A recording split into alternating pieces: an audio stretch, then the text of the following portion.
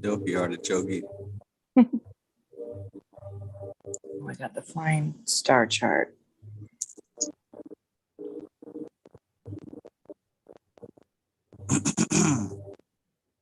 Greetings, and welcome. This is episode 3 of the Vedic Astrology podcast with your two wonderful Gemini hosts, Travis Mitchell and Kristen. Today, we're going to talk about a few things that are going on right now. One of the main and obvious things is the full moon that's currently in Aptit, which is a very auspicious nakshatra. And then we've also got Jupiter in Dhanista, which is a big deal. I was waiting on that for quite some time, and it's finally here. We're also going to go over how Mars in Cancer or Leo has to do with what's going on with your finances coming up here soon. And also, to add on to what Kristen has been teaching us about feng shui, she's going to get a lot deeper into the individual numbers so that your study with your chart that you've been keeping up with the past 4 weeks will start to make more sense to you. Yes. Absolutely. So, what would you like to go over first? The full moon? I think so. I think the full moon's probably the big The starter. Yes. Agreed. So the full moon is happening in Capricorn, 7 degrees of Capricorn, which is Uttara Ashada.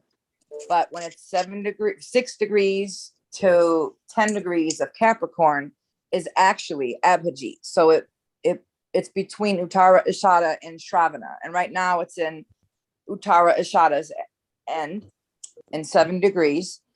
And that's happening now. And for the new Abhijit means the victorious one or the one who never loses. And anyone who has Abhijit in their chart, this is a good time to implement something that you've been seeking to begin or to change about yourself or a creative endeavor.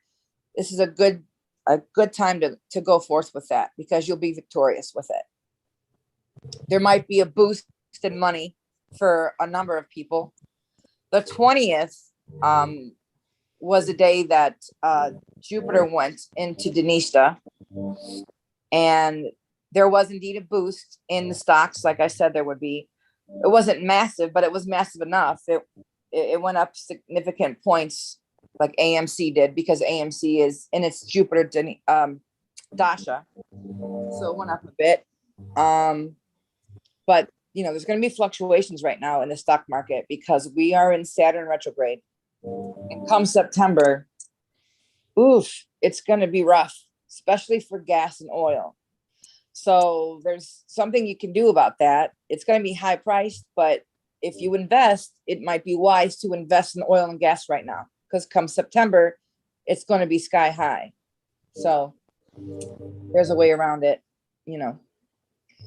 Dhanista is known as the wealthy one, the famous one. So people that are working in the public can do well right now to build an audience or to build something for their audience. And then you've got the boost of the new moon here that wants you to think big and do big things, but take your time doing it because we've got Saturn there too. So you got Jupiter and Saturn working with each other, where Saturn wants you to because it's Capricorn, right? Saturn rules Capricorn. So Saturn wants you to take your time. But Uttara Ashada is Jupiter. And Jupiter wants you to think big. So think big. Do these big things, but take your time. Don't rush it. Don't add on extra stuff because right now is the time for you to build what's going to be coming. The big things you should be doing right now for the future. It definitely sounds a lot like what I'm going through with this app. I got these huge ideas for it and I want to execute now, but there's also half of me saying, don't rush anything, take your time. Yeah. Sums up exactly what you said there. Yeah. Isn't it funny how those things work out? And specifically Saturn retrograde, does it, well, Saturn's all about work, right? But Saturn retrograde says, okay, yes, work hard, but all this extra shit you're doing, no, stop it. Stop, because I need you to do what you need to focus on. The things that are really important right now. The one thing that you should be doing that you've planned already, that you were going to do a while ago, do that. Because if we start doing a bunch of extra stuff, Saturn's going to make it hard because he wants you to let it go, because that's not what you're supposed to do. You're supposed to be focusing on, you know what you're supposed to focus on. You're going to be driven towards it. You're going to be pulled towards it right now. So don't do a bunch of extra, because it'll kill you. It not kill you. It'll kill your drive is what I mean to say. However, now that Mars has moved out of Cancer, thankfully, because that was a drive killer right there, and moved into Leo, this is a good thing. However, when we move from water to fire, what do we get? You remember what we get? Steam, Gandanta. So we're going to have a little bit of steaminess, passion, aggression, attitudes, emotion. But once that passes, it's like, oh, finally, I have my drive back. So it's got my groove back, because when Cancer and Mars are connecting, it Mars kind of goes from red to soft pink. It's like, whee, I lose all my energy. So you get sleepy, you get tired, you get annoyed, you don't know how to act. But now that he's in Leo, it's like, yeah, fire, sun, that's my buddy. I'm getting some energy here. So the drive for all of us comes back, which that's a lovely thing. But we also have Mercury in Cancer. So Mercury is analytical, right? It's logical, but it's in Cancer, the emotions. Now, interesting enough, you've got the nakshatras in Cancer that a lot to do with Mercury. So if you peel back Mercury, the emotion, the thoughts come from emotions. Even though it's an analytical brain, it's still coming from a feeling. So it's not so out of place the way Mars is. So what Mercury is teaching us here is, however you're feeling, pay attention to it, recognize it, and see it for what it is. Kind of step back for it, and how can you improve? What can you improve on? How are you feeling in life? Are you feeling happy? If not, what can you do to change? So it doesn't have to be all about emotions versus logic. It could be, we take a step back and look at our emotions logically and understand, how can we fix things that are lacking? So this is what Mercury can do for us. But Mercury is fast moving. It'll be moving into Leo soon. But why it's in Cancer, it's all about what am I feeling about my life? What do I need to change? And then you've got the moon saying, yep, let's make some big changes. Let's take our time, but let's do it. So there's transformation happening, and you have the ability to be successful here. So if there is something you've been putting off or working on, right now is a great time to just make change, to go forward in it. Stop doubting and just know that things are happening the way they're supposed to. They don't have to be super fast. They're not going to be super fast. Retrograde's not over for Saturn until October. So there's a long period of planning and putting things together. In October, when things go back to direct, it's going to happen fast. Things are going to happen fast and heavy and big. So prepare for that. Right now is that momentum building, that, you're putting all your chips in order. So it's just a good time to get all your ducks in order, get your studying, get your shit together, and put things out how you want to. Change what needs to be changed, recognize what needs to be done, and do it. You mentioned about Apogee being the victorious one, right? Yes. Yep. And talk about this full moon being an Apogee. Do you recall what the name of this full moon is? What do you mean, the name of the full moon? Oh, you mean like the seasonal name? Yeah. No, I don't. So this full moon is called the buck moon. Yes, buck We talk moon. about victory and the victorious one. I'm not into sports at all, but apparently there was this big football game. One of the team was called the Bucks. Really? Wow. Yeah, I thought that was pretty See how interesting. that's funny. That is definitely interesting.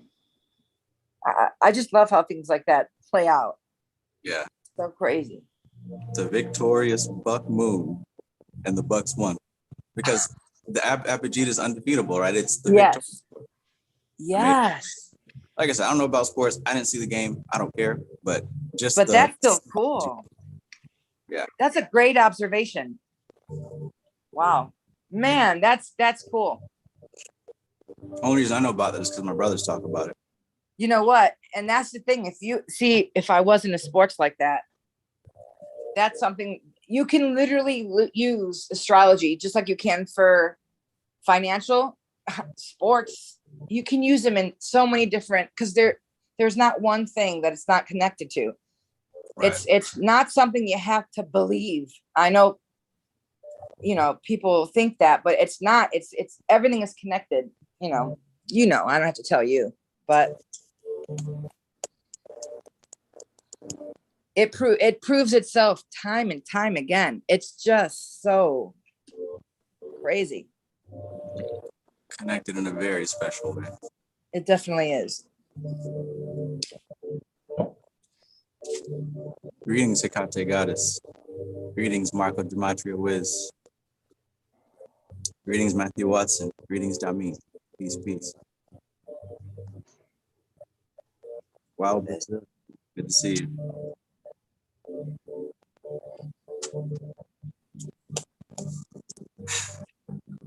Wow. It's getting spooky around here, Kristen. It definitely is. Started working with that Necronomicon again, and things have definitely been moving and shaking. Really? Oh my See? God.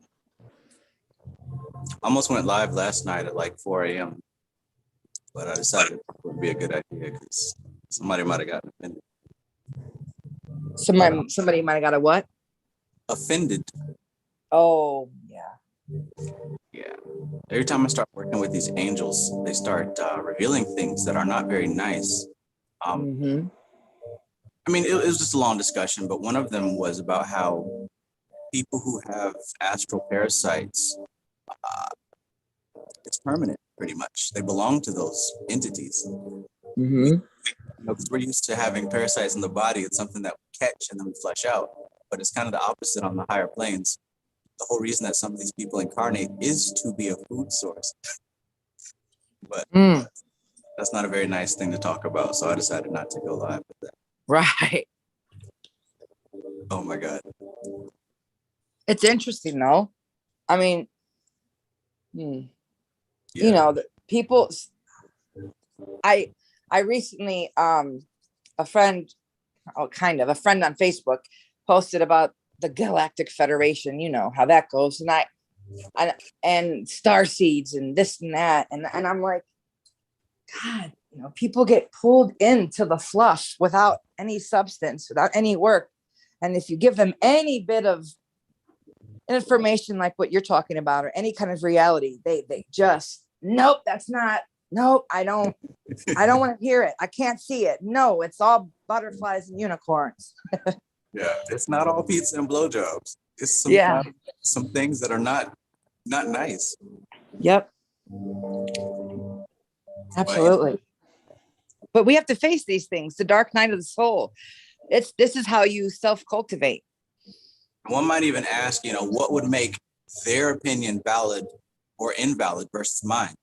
What would make what I received more real than somebody that's talking like Galactic Federation nonsense? Like what would make my stuff more substantial than theirs? Right. But I go through a lot of rigorous testing with my data. Like I don't just hear something and accept it. Yes. Right. Just like in science, you have to compare your results you have to compare the variable to the control, right? Absolutely. Change, and there's the stuff that you test and experiment with. And the thing that I use for my control is, the oldest knowledge on the planet. doing some research with this Necronomicon stuff, a lot of people, you know, the first thing I want to say is it's not real, it's fiction. But Yeah, these are people who don't research. of course. These spirits of Marduk come out of the Numa Elish. They don't come out of H.P. Lovecraft's imagination. The Mesopotamian culture is one of the 3 oldest cultures, recorded cultures on the planet. You know, we can talk about Lemuria and what's the other one before Lemuria, Lemu and Atlantis. We can talk about that stuff, Yeah. but what we have recorded is Kemet, Mesopotamia, and the Indus Kush, which is the Vedic shit. So there's nobody knows what's older, the Vedic stuff, the Sumerian stuff, or the Egyptian stuff, but they were all first. They're all recorded. So we know about the Vedic stuff, right? That's what we've been talking about. The Necronomicon talks about the Mesopotamian stuff. And then, of course, it's really popular. But everything that I find out and do now, if it doesn't stack up to what they were talking about back then, it, to me, essentially isn't real. Yeah, I understand. Yeah, and you know what? It's just like what we were talking about, how when someone creates something, you know, how H.P. Lovecraft created this Necronomicon, the reason it's caught on and everyone is connected to it is because there's a spiritual truth to it. It's not coming from ego. It came from his K2 mind. It came from the shared consciousness. Right. So people, oh, it's not real because someone made it in art. It is, though. That's why you love it. That's why we all love it. That's why we all get into it. That's why many people do, as opposed to some people kind of into it, you know, where that's when people are using their ego or their true self, and only a few people like it. But when it's beloved by many through the times, it's because there's truth to it. There's something there. Right. That's the substance. It's beyond the logical comprehension. A lot of this Galactic Federation shit, it appeals to the logic mind because it sounds good, but there's no substance there. It doesn't stack up to anything. Like that, what I've seen from studying so many books, like I can show you, like behind me, there's a bookshelf over here, there's a bookshelf over there, there's a bookshelf, and there's a ton of books on my table.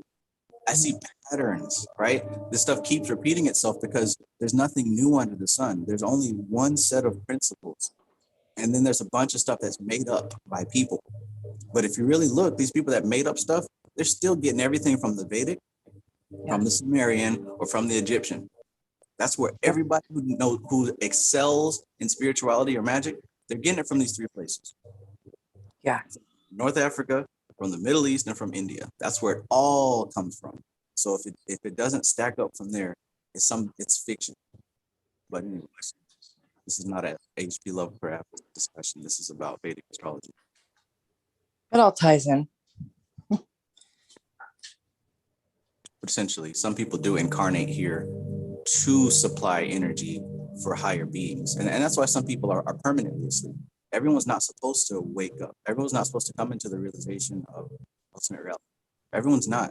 Some people are here to be fuel for larger systems of data, right? So there's not tentacled monsters lurking around, but there are very, very complex structures of living data. And just like the computer needs energy or power to cycle, so do these things. Just like your body needs fuel to cycle, so do these things. So some people literally incarnate to fuel these things. Another reason why we can save everybody. Thank you. I agree with that wholeheartedly. And even other humans are here to do it for other humans too, to an aspect. Some of them, you know, like we talked about this before, some of us who have high energy, constant high energy, because we're here to feed that out to those who have low energy. So if we're doing that on this plane, it's going to be, there's going to be levels to it. So I don't doubt that at all. Yes. Also, I've seen some things so that people would consider astral parasites. Definitely seen some things. Yeah. I've communicated with some. I mean, hell, I work with many. It's a real. It really is. But the thing that people don't want to hear is that for some, they'll never find out about this because they're not supposed to. They're supposed to just be fed on. And that's okay. That's the way the universe works. It's not a bad thing.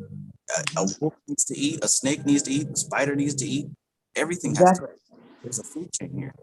But the whole thing is, if you come into the awareness of it, that's a good indication that you're probably not, you know what I'm saying?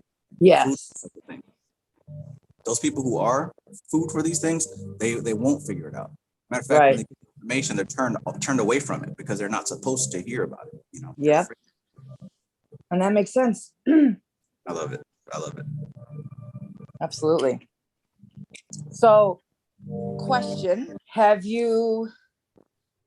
were you able to get a facing reading for your house yet, for your place? A facing reading? Yeah, with the compass for the feng shui. As far as using the compass and then lining up with the chart that I drew out. Yeah. Yes. Okay. Perfect. So the numbers, I figure we can get into the numbers and what the numbers mean now.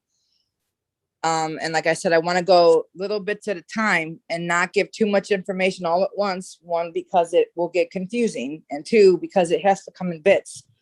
Because if I go into the next aspect of it, then I got to add a couple other things, and then we'd be here for too long. So today we're going to do the numbers and what the numbers mean. Sound good?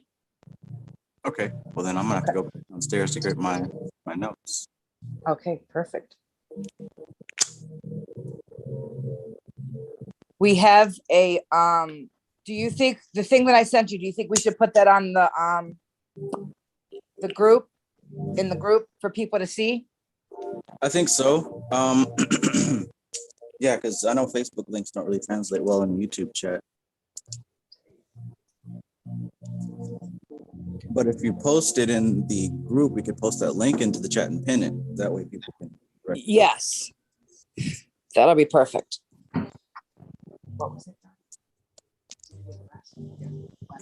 Yeah.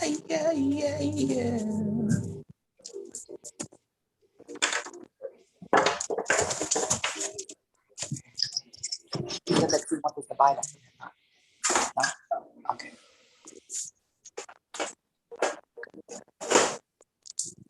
What are the white ones? Those are the old school ones. Let me see. Okay.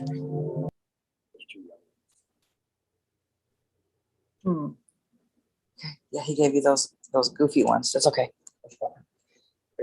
Yep. Okay. Sounds good. So everybody that's listening maybe want to get their notes, their notebooks, paper, take notes. Although you're going to have the ability to just copy this through the group, but we're going to go over it. Remember the numbers from last week or the week before that were associated with each corner of the Bagua.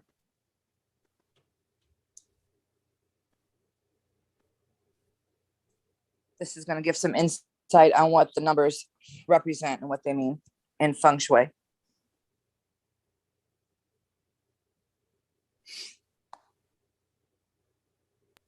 Yeah, and this was the numbers in each of the corners, right? Yes. Yes, it was. Let me know when you got your stuff on. And I'll start. We're going to skip over 0 because 0 is not on our chart. That's something else we'll talk about later. All right, I got it. All right. Perfect. John called Gino. He called. Sorry. Okay. So, number 1. Oop, there's an echo. Hold on a minute. That's me. That's me. Oh, is it? Okay. Number 1. Obviously, 1 often represents unity. It also represents like birth and like conception, initiation. And it's like a neutral. So it could be lucky. It could be, it's not lucky. It's not unlucky. It's just neutral. It's just there. So as we go further and I talk about the flying stars, this will make more sense. depending on where the stars move, because they move every year, but they also move every month and every day. But we're going to just go into the yearly at first. So number 1 is not an auspicious or inauspicious star. It's just kind of neutral. So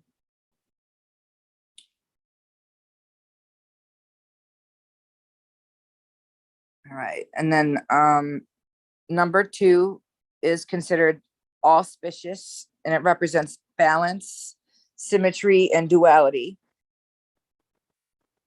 One Chinese saying goes, good things come in pairs, and paired symbols such as double happiness are common.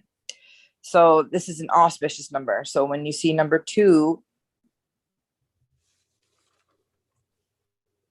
not only is it auspicious, but it represents duality and symmetry, balance, a pair of things, or something that comes in twos. Couples.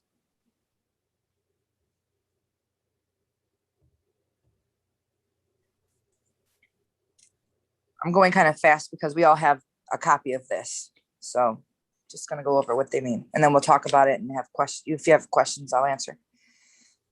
Okay, so number 3 sounds similar to the word for birth or even growing. So it's considered a very auspicious number. So 3 has a lot to do with things that are growing or cultivating.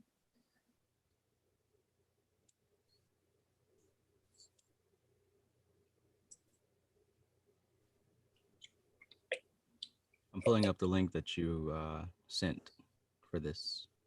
Okay. Number 4. You may have heard that 4 is considered the unluckiest of numbers because its Chinese pronunciation sounds like the word for death. This is the floor that is skipped on Asian elevators, similar to the 13th floor that's often missing in the Western buildings. However, 4 still has many positive connotations in things like compass directions and its association with the wealth sector of the Bagua. And of course, double negative 4 means 8. A very good number indeed. So 8's a good number. But 4, while you can see death and like unlucky things from it, you can also see money from this flying star, from this number. Kind of like the 8th house, right? 8th house is about death, but also like inheritance and such.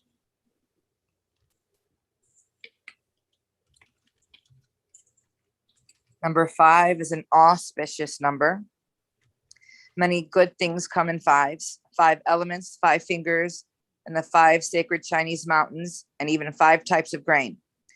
Get to know the 5 Chinese blessings of wealth, happiness, longevity, luck, and prosperity. In some connotations, it means not. So 5 is used carefully in combination with other things.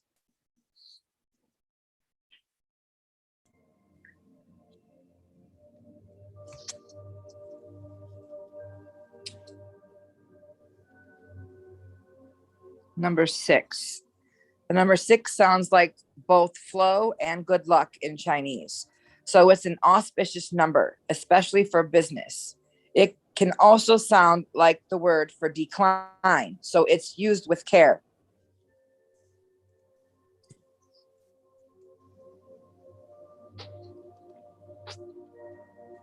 A lot of this has to do with what things sound like, as you can hear. Yeah. What I'm telling you. You know, the sound of words, vibrations, meanings are important in this. So they took a very heavy consideration of etymology. Yes. You know, the English words are way different.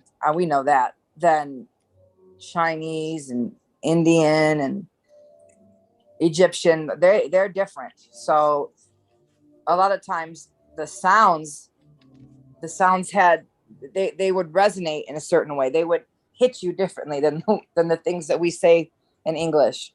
That's why there's a lot of words that they don't have a match for that we have in English.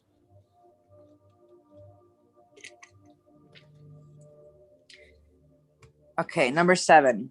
Sounding like the words for arise and life essence and symbolizing togetherness, 7 is a very positive number, especially for relationships. There are 7 gods of prosperity in the Chinese tradition. 7 is one of the rare numbers that's considered lucky in both Eastern and Western cultures.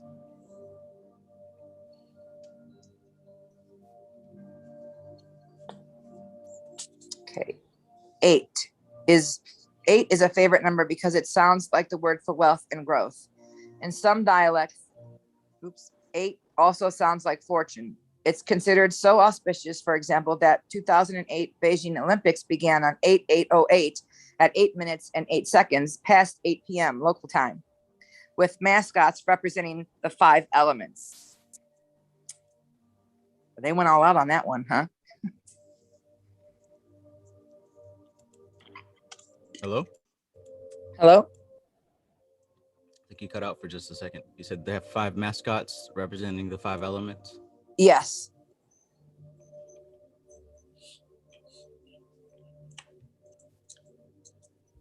Well, let me plug my phone in. It's trying to die on me.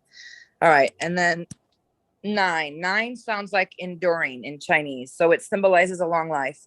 9 also symbolizes harmony. 9 is considered to be a sacred number, the pinnacle and most powerful of them all. After the number 9, everything just goes back to 1 again. So 9 is the ultimate, the end of the numerical cycle.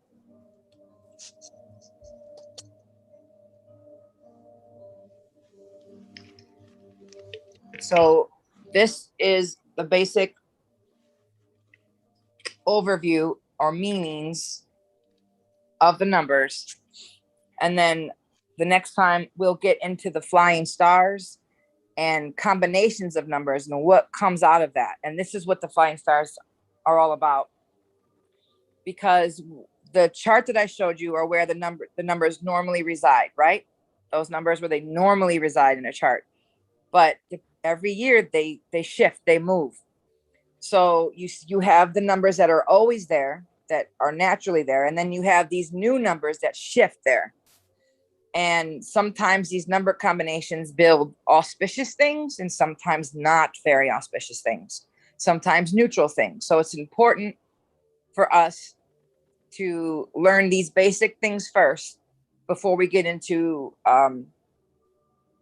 discerning what all the connections mean. And then you even have elements that shift every year and every month and every week. So we'll be getting deeper into that as we move along. Do you have any questions about any of the numbers? Not yet, but I do notice a similarity to just general numerology and Kabbalah.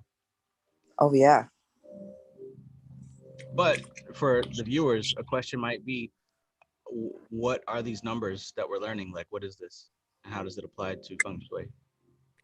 So the numbers are the week before when we did the Bagua. Remember when we did the Bagua and we wrote the numbers in each one of the corners? Do you remember that? I remember, but I'm saying people who are watching and tuning in, they might just be hearing numbers and not knowing what's going on. Yes. Right. So do you have a picture of the Bagua from last week, the 2 weeks before? From 2 weeks before? Yeah, 2 weeks ago, not last week, 2 weeks. So this is the one that I got 2 weeks ago. Let's see. Where the north was at the top. And then last time you had it from the south is at the top. Right? No, yeah, I'm talking about the last time. 2 weeks ago when we were on 2 weeks ago, the very last, yeah. So the south was at the top. Yeah, I've got that. South is at the top, that one, where we actually have the numbers. Mm-hmm. Okay, so if you show that, so I can explain to anyone who might be new.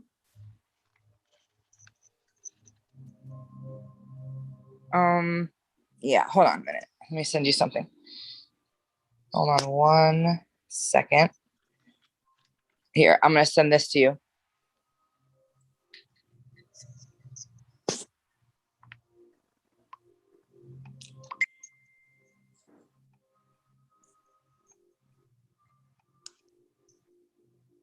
So in each corner of the Bagua, is a number. And the number is associated with a direction. Gosh darn it. What was that? Okay, I'm gonna share the picture, that's all. You're gonna what? I'm sorry, I couldn't hear what you said. I'm gonna share the picture that you just sent. Yes, perfect. 1, 2, 3, 4, 5. So you'll see the numbers 1 through 9 on this bagua. This is also, it'll each corner of the bagua not only has a number or an element, but it also has a family member that it represents. This is classical bagua. This is not Western. This is not the one that you just superimpose over your own chart. I mean, your own house layout. This is something different because you have to first have a reading and a period reading. A period reading means the year you moved into the home. And that's also something I can give you. Depending on the year you moved into the home, it will give you your period number. Let me send this to you too, Trev. Okay, I sent that over. Okay, so for those of you watching who are also just trying to figure out what's going on with what's on the screen here and what the numbers we are discussing, if you look at what is posted here, we've got these different directions that are associated with different elements and symbolized by different family member relationships. For example, middle daughter or married parent or single female and that kind of thing. So this is the descriptions of the type of energy in these portions of the house.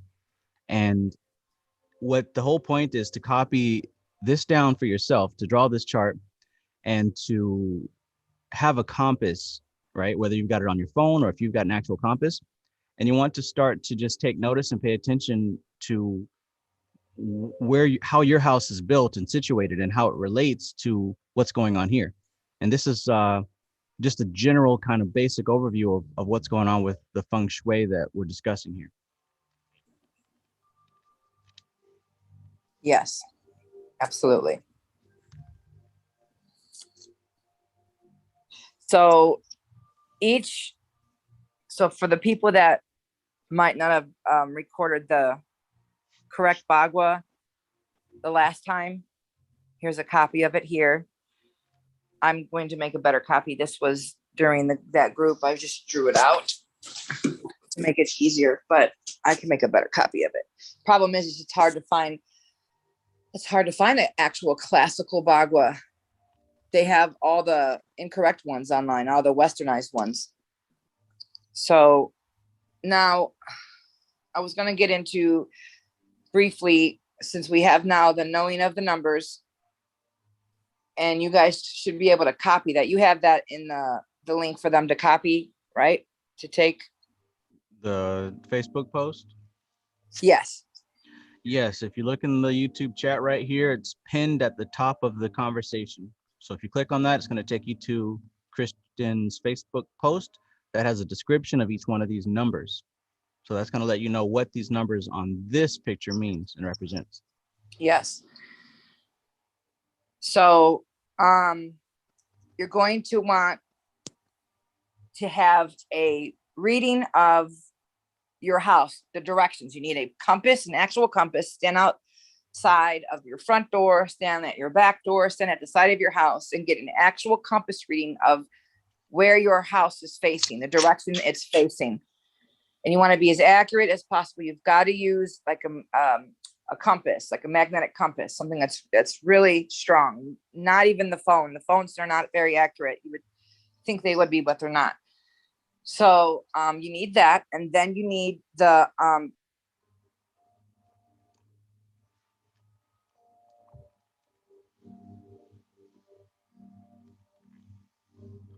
Are you still there, Kristen?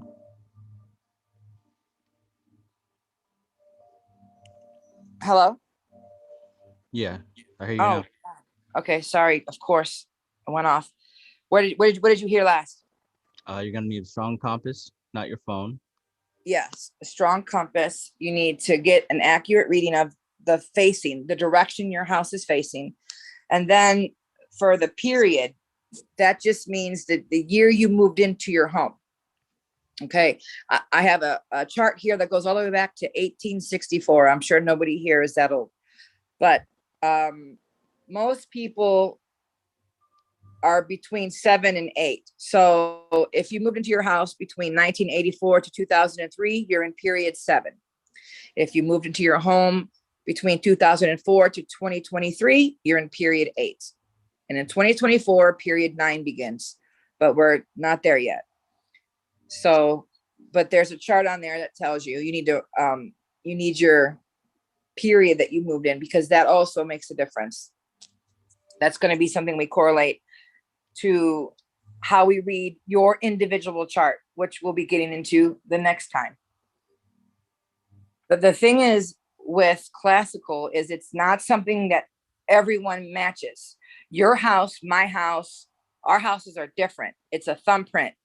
None of us have the same thing going on. So it's very involved with classical. And your map is not going to match someone else's map. So you have to have these personal readings first, these personal alignments written down, so you know what you're doing when we move on to the next aspect of this, where we're reading our own charts, the energies, the numbers, the flying stars. And then secondly, depending on who you represent in your Bhagwa, that's the other thing. The people that were here the last time, we have, depending on your marriage status, if you've got children and your age, you are one of these people in your chart. Just because you own a house doesn't mean you're the patriarch. If you're not married and you don't have kids, you're still the oldest sibling. So the oldest sibling, and if you're a boy, that would be in the east. So let's say the east is your power corner. Does that mean you sit in the east all the time? You could sit in the east, but for when you're working on things, but something that is very helpful or beneficial is to face your direction as opposed to always sitting in it. So the center of the house represents victories, right? And balance. So if you sit in your center of your home and you face the east and you are the oldest son, or you're an unmarried male and you own a home, so you're the oldest son, you face the east when you're working, you have success in your endeavors. More success will come to you in your endeavors because you're facing your power direction. So if you are a married female, you will be in the south, the southwest, because you're the mother of the home. You're a married female with children. So you are you would face your southwest while you're working or creating things or whatever you're doing. You might even be pulled to this naturally. You might even sleep with your head facing these kinds of ways. You might find that happening. But these are called your power directions. So depending on who you are, whether you're married, unmarried, the youngest son, the oldest son, the father, the mother, you want to face these directions whenever you're working or creating things, as opposed to sitting in them, because you could be sitting in the east but facing a different direction that is inauspicious for you, and so things aren't working out and you're not getting it, you're not understanding why. See, what Western will tell you just to go play around in your corner, but it's more than that. There's so much to it that needs to be broken down. But as right now, we're just going to stick with what these numbers mean. Do you want me to go over what each corner family member is again? Do you want me to do that? Yeah, briefly, because that's what I was smiling at. Right now, I'm facing the northeast, and I thought that was pretty funny. This is where I do my computer work. But yeah, go ahead. Okay. Let me see. All right. So we'll start with the south, and south should be at the top of your Bhagwa, up in the top as opposed to the bottom. The south is middle daughter, and this is a single female who was unmarried over the age of 14. It doesn't matter if you don't have a middle daughter, which seems weird, but this is just what it's called. So middle daughter is single female, unmarried, over the age of 14, and she's in the south. Then we have the southeast, which is a married female, oldest daughter, but no children. So she's just married, but no children. So she's oldest daughter.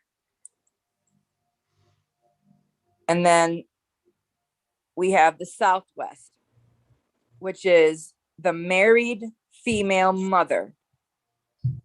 So she has children and she's married, which is the mother of the house. As you can see, the top is very feminine energy, or the south area is the very feminine energy. Okay, and then we go down to the west, which is youngest daughter. And that's a single female under the age of 14.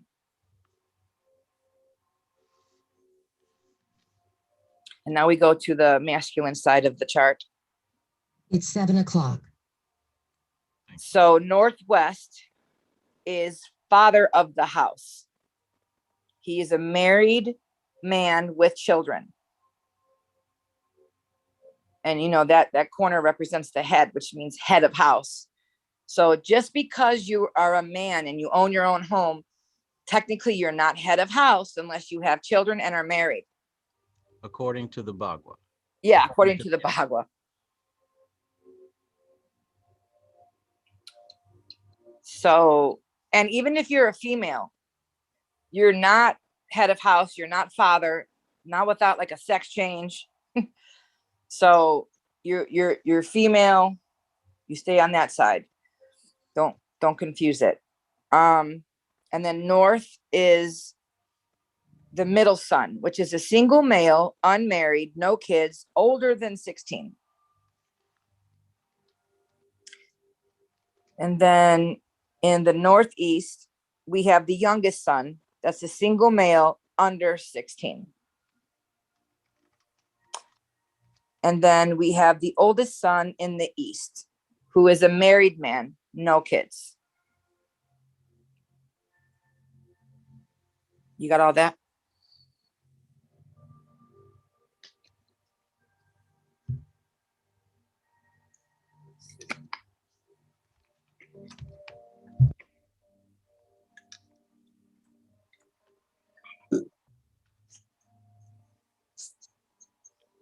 Okay, so for most of my time, I face northeast. Most of my time, I face northeast, regardless of which room I'm in.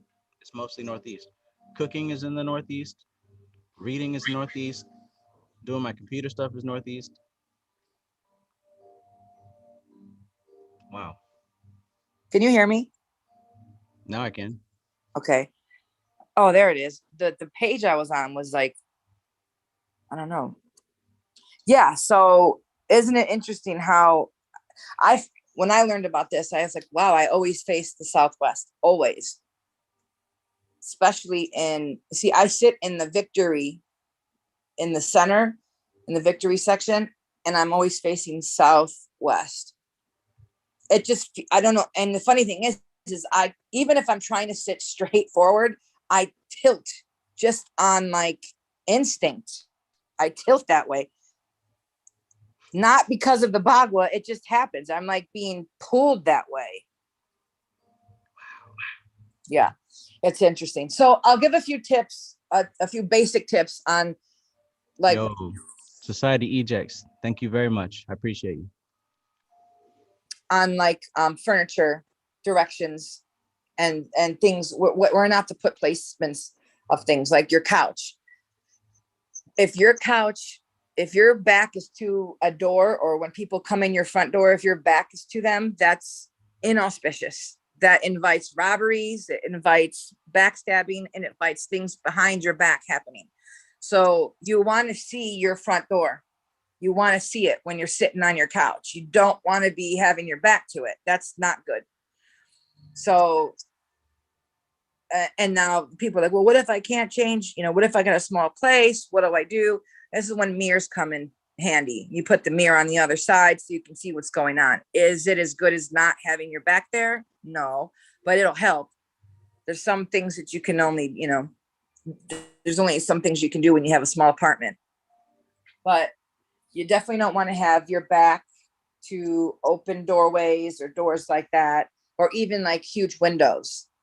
It's supposed to suck out, pull your energy out, like pull it out of you. So, when you're not seeing your front door, they say that, because that's usually, they say, helpful people around that area, but it all depends on your layout. So if you're not looking, you can pull in shady people. You don't want that to come in that way.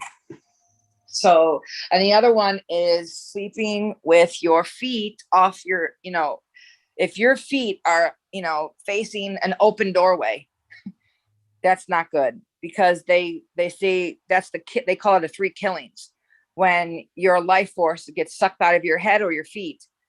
And if there's an open doorway or a big window behind or in front of your feet, like behind your head or in front of your feet, it's pulling your life force out of you while you sleep. And they say it can cause death. So you don't want to have your feet just like, let's say that when you lay down and you look at your feet, if you could see your open door, keep that door closed if you have to keep it there. But it's not good to have your feet facing out a door or a big window like that. Also, if there's a huge window above your headboard, like if there's a window right behind your head, like if you can look back and your head could see out the window, it also pulls the energy out of your head. They say is a 3 killings. It pulls the energy from you, and it can cause nightmares. They believe in covering of the head and the feet, and covering mirrors up at night, and keeping windows closed at night. But when you wake up, open up the windows, let the air in to air out the energy, the room. There's so many different things, but those are just a couple that, I always see a lot of people doing that can be easily corrected. Oh, that's good coffee. Of course, decluttering is always going to help. Now, just decluttering doesn't mean you're doing feng shui, but what it does mean is you're preparing a space to become balanced, right? So it's like a start, a foot in. So just the decluttering part is a big part of preparing to do it. A lot of people think that like cleaning the house means they're doing feng shui. That's no, it's not. There's more to it. But decluttering does obviously need to be done in order to have a balanced room. And then we've talked about the salt cures before. And do you want to go over salt cures again? Sure. That's a helpful technique for people. If anyone hasn't heard about this yet, this is something that you can do in your home that's damn near free. Yep, absolutely. So salt, I'm sure most people have heard of salt as being a protective element. But it's also something that literally cleans your space. It truly cleans your space, not just physically, but energetically. So there's a few things you can do. When you're sweeping your house, you can pour salt on the ground, pour sea salt on the ground, and literally use that to sweep up the salt with the garbage, sweep it all up and get it all, bring it to one big pile and take it out the front door. Why out the front door?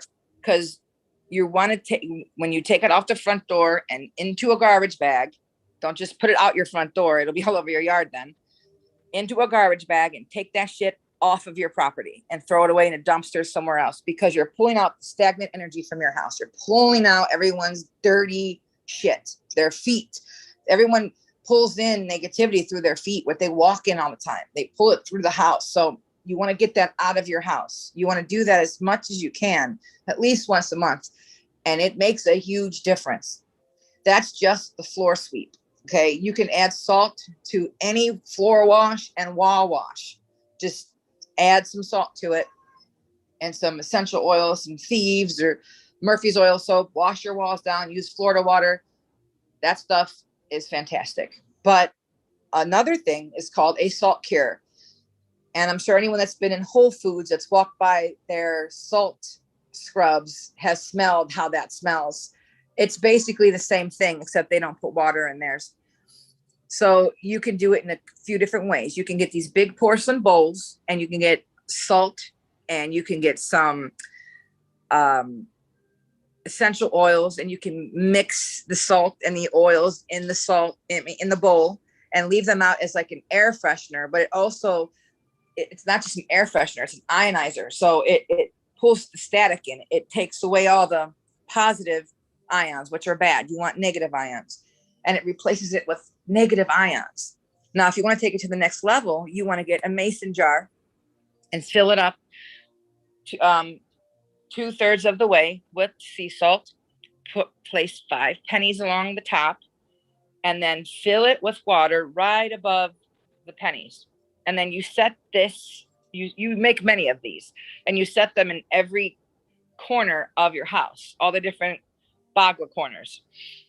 And within days, even, you will see some of them start to change and some of them won't change. Within months, some of them will look the same, but some of them will look like these huge crystal monsters. They grow big, and that's because they're truly pulling static and negative energy out of the air, and they grow monstrous, huge. They look like insane ice sculptures.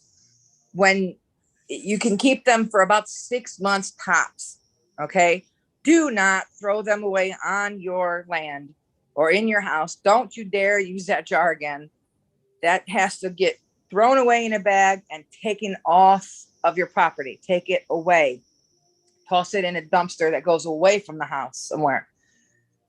But you'll be able to see which area in your house is building more negativity.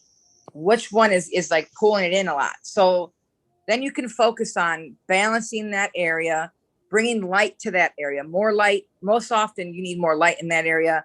Clean it up, declutter it, maybe make a change of, decor, but bring in the light there, because this will, whenever you have light and air, it's going to help pull and move the energy, because you're getting static there. It's becoming built up, and it's going to probably cause arguments and fights and accidents. So salt cures tell you easily what part of the house has got issues going on. So even if you don't know anything about no flying stars, if you don't know nothing about what I'm talking about, if you just do these salt cures, they alone will tell you where the bad stars are that year.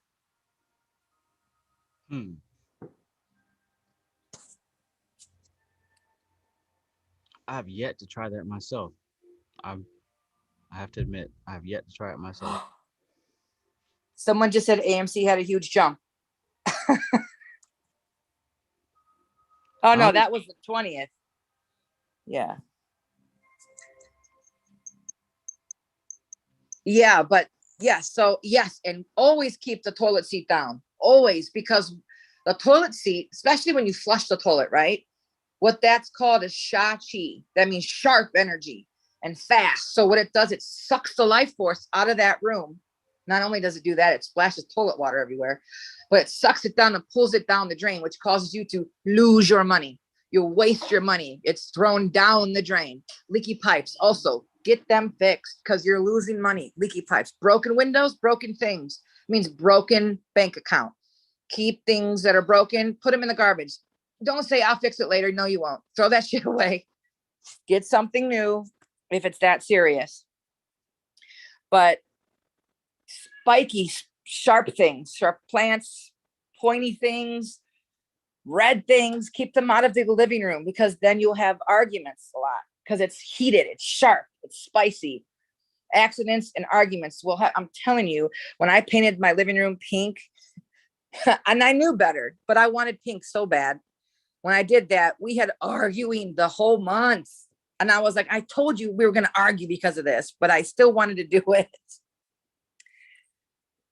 And it's soft pink still, but pink was like, no, you're gonna argue now. But even so, even if it's not a spicy color, when you clean your home, especially your basement or your attic or a place you don't go often, and you clean it out, prepare to argue the next couple of days, because you're pulling out emotions you didn't know that you had stuffed away in these places.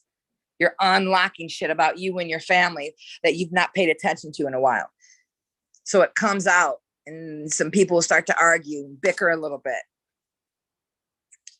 That's why I mean, I talk all this shit about keeping the house clean, but hey, I get cluttered too.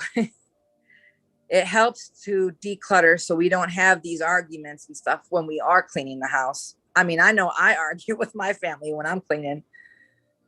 So yeah, that was my husband. He's like, yep. It just happens. So it's just amazing how our atmosphere, the rooms around us, will tell us what's going on in our life. We'll get to that point too, where we can read our own houses to see where we're fucking up, or we might have an issue, or what we can, fix.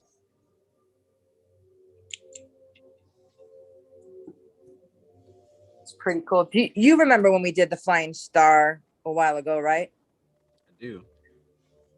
What'd you say? I do. Yes.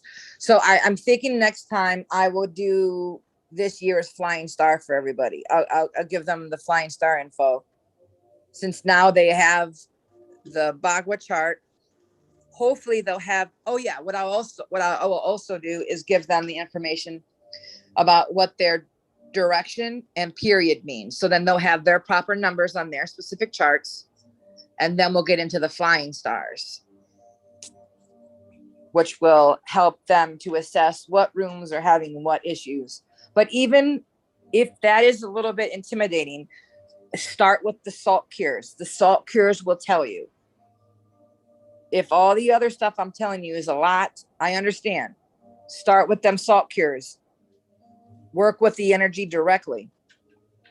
Always opening the windows, just letting some light and air in makes a big difference. There's a lot of feng shui masters, their first ritual in the morning after they do their prayers and at their shrines is they open their windows. Even in the winter, they open all the fucking windows, excuse me. They open them all up and let the air in, let the light in. And you see a lot of the houses are minimal. There's not a bunch of stuff cluttering. Not saying that you have to be minimal. Just have it in a clean, put together way where it's not overpowering. Because if you got a bunch of stuff all over the place and it's not in a feel good, balanced, setup, you're going to feel that day after day. And what doesn't bring you joy brings you stress and pain and annoyance and suffering. And you start to manifest stuff from that. So I will say that is one thing that I started doing. I started opening the windows when I wake up, and I have found that does for me increase energy. And that could be scientific with the fresh air coming in, the sunlight that naturally energizes the body. But that I have been doing. That's fantastic. I'm glad to hear it. Usually I keep it dark. Usually I'm not even awake during sunlight hours, but when I do, even if it's like 4 o'clock, what I'm saying, I still open up the windows and get the sunlight that's left. Yes. Hikate asks a good question. She says, can we do it at night? And I believe she's talking about the salt cure. You could do the salt cure at night, and you could do the windows at night. Yes, you can. I will say this though, you still need sunlight. You can do a moonlight, opening. Yep, absolutely. Air is air. The air, our air gets static. So you need to let the air in, but you need to also try to implement the light. The light, specifically sunlight, purifies. It literally physically purifies. It kills germs and toxins, and that's why people used to put their clothes outside. You know what I'm saying? It helps to purify. So that's another reason why sunlight comes in. And even so if we look at the Tatwas and we look at what the element of air represents movement, and it's the closest element to pure Akasha. So by opening the windows or purifying your stuff by leaving it out in the open air, it makes sense because vibrationally, that's the closest element to Akasha. Absolutely. you know, and I'm going to say this, I don't know how many people have an ability to do this, but being naked outside in the air, if you can't do it in the daylight, I get it, but get out there at night, because it's no different than your home. Your body being naked in the air, sunlight's fantastic with it. But if you can at least get out there with the air and be naked along your and let your body feel all that, it purifies the body as well. This is something that they talk about in the Essene Gospels of peace, about how to detox and how to take toxins out and how to fast, and that you need to be naked in the air outside sometimes. Your body needs to be outside in that open air. So if your body needs it, yep, your house needs it too. Absolutely.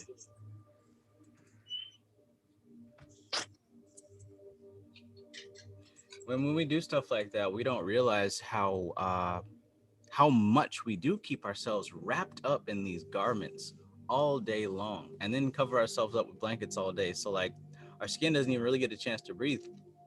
You know, these pores don't get a chance to, let out and pull in prana effectively because it's always covered up. Yeah, Hecate. The moonlight is different light. That's another topic. It really is different light. But sunlight, you got to implement sunlight as well. You have to. And you don't have to. You can do whatever you want. But if you really want to purify, you want to do it right, you got to let sunlight in sometimes. You have to, because in the dark, mold and wetness and moist things, they grow, right? We need some heat and sunlight. The moonlight is cold. It's a little different. That is another topic, but it is different than sunlight, contrary to what popular scientists will tell you. But yes.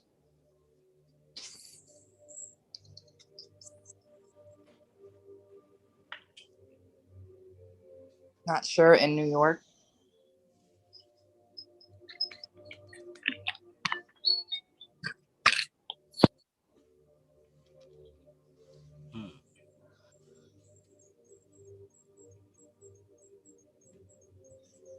Yes, singing and dancing while cleaning. Yeah, absolutely. Okay. There is so many different washes you can create of your own. You don't have to use Florida water. You can make your own Florida water. You can make your own thieves. You can use herbs and get creative with it. Just make sure you use salt and essential oils and herbs. You can't go wrong. You cannot go wrong. Especially if you got wood in your home. Wood likes to carry vibration. It likes to carry memory. So you really got to purify that shit. Absolutely. Yes, Dr. Sebi mentioned something about breathing through our skin. Yeah, of course. Yep.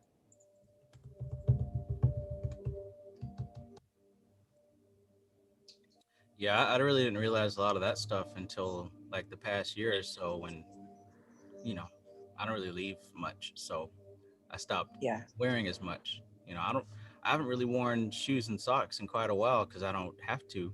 And then I noticed like how much I kept my feet bundled up in socks and shoes and boots, and they never really got a chance to breathe, because I was always wearing them, and that goes for the rest of the body. If you're always wrapped up, you know what I'm saying? You're not getting fresh air contact. You're not getting sunlight. I found that I've had improvements in my skin and also in my well-being. And I know it's a lot of different things that I'm doing, but I can say that that's one of the things that I have employed that has helped my physical well-being. Not wrapping myself up 24/7. Yeah. I mean, think about it. The way natives dress, the way Hindus dress, the way, they're flowing open garments. You know what I mean? It's not so binding and or very limited. Ancient Egyptians practically naked. You know what I mean? Right. So And I have, oh my God, if I could be barefoot all the day, all the time, I would be. I don't, even in this, with the winter, I wear flip flops with no socks. People think I'm insane, but I can't bundle my feet up. It feels weird to me. I hate it. So what'll happen is after you get used to it, you'll resent things like shoes. Yeah. You'll be like, this is ridiculous. I don't want to wear these.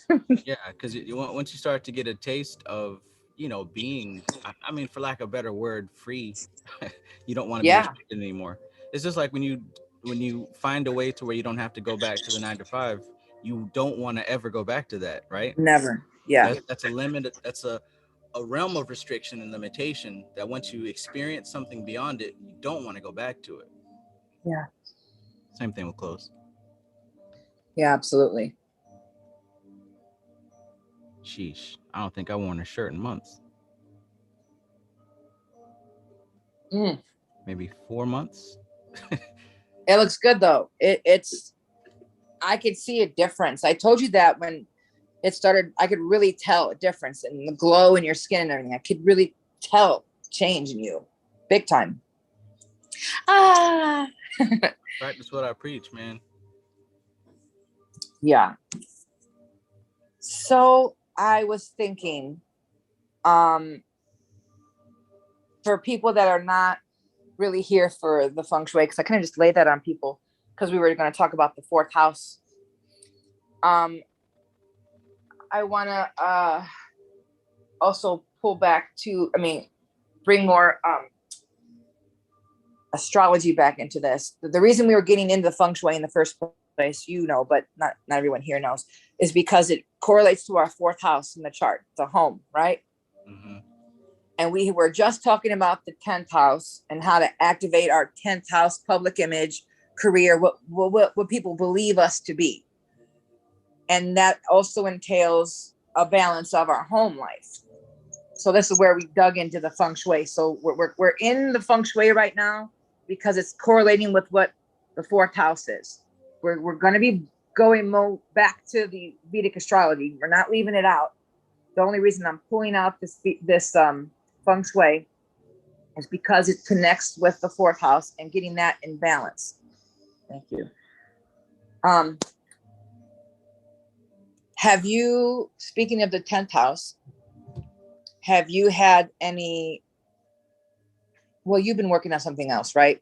So it's not like you've been really able to implement the Virgo energy into your public image, right? Too much? Right. I've been focused 100% on this project. That's good though. That's really good. Yeah, especially with the full moon. This is the time to do it. So for the people that didn't hear this, the 10th house, is how the public sees us, how our public sees us, is our midheaven. So you might be a Libra ascendant, but your midheaven is Cancer. So the world sees you as a Cancer. So you're over here trying to be your Libra self, but no one's feeling it. So you're not getting far. What do? Well, become your Cancer self, your midheaven. Learn about what sign your midheaven's in, right? Whatever sign that is, whatever planets are there, whatever nakshatra, get deep into that. Who is that? What is that energy? And you need to show that to your public. So for me, it's Cancer. I have Rahu and Moon here. Rahu is in Pusha and my Moon is in Aslesha. There's a lot to do with alternative medicines, healings, herbs. It has a lot to do with astrology, but also because it's Cancer, there's the family aspect, mother, nourishing. You've got Pusha there, Rahu. There's all this aspect, and it's alternative and it's weird. So things about kids that are different, right? So what did I do? I tried to implement this on my public platform, TikTok, and I started doing things. I did my astrology and it did okay. It didn't do as good as the other stuff that I did that connected to children, because that's really, Cancer is a lot about mothering and children, but because Rahu's there, it's in a strange aspects. So I did things about children's psychology, children behavioral health, studies of children, things about children who have been abused. This shit, when I tell you it, I can't even, one of my videos has got 5 million views, one of them about it. God damn. Yes. And that's because I implemented my 10th house. It's strange when, as soon as I started doing that, because I test it out, get a TikTok or whatever and test it out, do different things, see which ones work the best. Even though astrology is still part of the 10th house a little bit, it's more my 8th house. So it didn't do as good as the children and the kids that are, because Rahu's there, kids that are abused and studying them. That's why it's going huge. And then because this Celestia is a little spooky, my other one that went popular is the exorcisms, like possessions. So those are the things that seem to be going big because it's a lot to do with my 10th house, my midheaven. So we started going over the 10th house, what signs are in it for each person. Learn that. If you want to be in the public and you want to be seen in the public, become your 10th house. Learn what signs, what sign that is. Learn everything about that sign and become that sign. If it's Leo, do your hair big. Get your hair, be known for your hair. These things will catch people's eyes, because as long as you're trying to be your true self, the public won't catch, they don't want to bite. They want to see you as your midheaven. So that's how we got into this. And the midheaven's access is the 4th, 10th house, right? And the 4th is our mother, but it's also our home, our land, our vehicles. This is why we dove into the feng shui and into implementing a practice where we can balance our homes out so that we can activate this axis, this public private axis, 10th and 4th house, 10th and 4th house. There's a few people here that are trying to go forward in the public eye. So that's why we're focusing on the 10th and 4th right now. If you want to be in the public, you can't be all 10th house. You have to still focus on the 4th house and balancing it out, because you're going to be pulled between the two. It's always an axis. It's never just one house. Right. So you need to, understand the balance between the two. And this is why we went into the feng shui, because it's directly correlated to our homes. Framestar in the chat put that hard work and service is Virgo. So I guess technically with what I'm doing with this app would still count. So maybe as a solution for myself, I should probably start, maybe documenting more what exactly I am doing behind the scenes. Yes. It's the hard work and service. Thank you, Framestar. I think that's what I'd be doing. You already do a lot of the analyzing, the analytical part of it, which is also Virgo. And you do that a lot, which is good. But I think that's if people could see what you're doing, see all the hard work you're doing. Yeah, they want to see that Virgo. They want to see what's Virgo doing. So yeah, he's right. If you can put that out there, I mean, how much do you want to show is the other question. But if you like a behind the scenes thing of what you did while you created this, that would be smart. Something cool. At least maybe like a little day-to-day documentary of what I am working on with the app and whatnot. Thank you. That's something I'm gonna start doing ASAP. Yes. So I'm so caught up in this stuff. I'm not posting anything on social media, and I know that's not so good for what I do, being a social media person. You just gave me a good idea. Yeah, I think that's something, and see, that won't cut into what you're doing. Now you can just say, this is the behind the scenes of what I'm doing. Stay tuned kind of thing. So that's not cutting into what you're doing. It's part of it. Yeah. Excellent. Yes.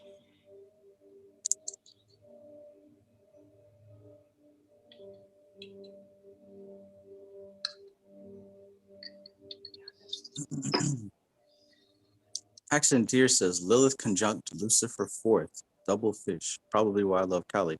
What is this Lucifer? there's a Lucifer thing in astrology? I know Lilith, but I've not seen Lucifer. Have you seen that, Kristen? Tropical. So it is a thing? Talking about tropical. Hold on a minute. I've never heard of that. What is it? What is it supposed to represent? Because I know Lilith is like one of the. What is she like? A node of the moon or something? Well, no. Lilith and Lucifer represent aspects of ourselves that have been intentionally and systematically demonized by those creating and shaping cultures. I'm trying to look it up on here with I know that part. I'm talking about astrology wise. No, I know. I'm looking for the astrology representation of it. Hold on a minute. Because this is tropical. So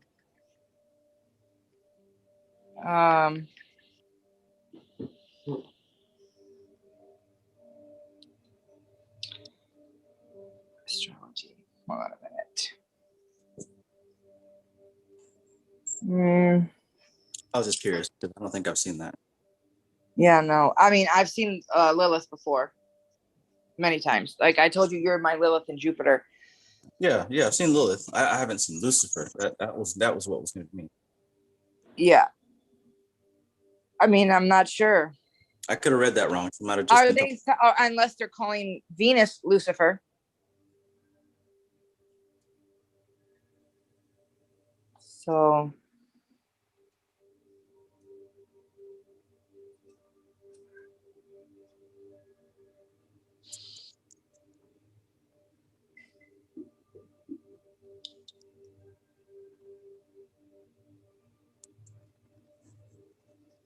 maybe Hexon could tell us what they're talking about.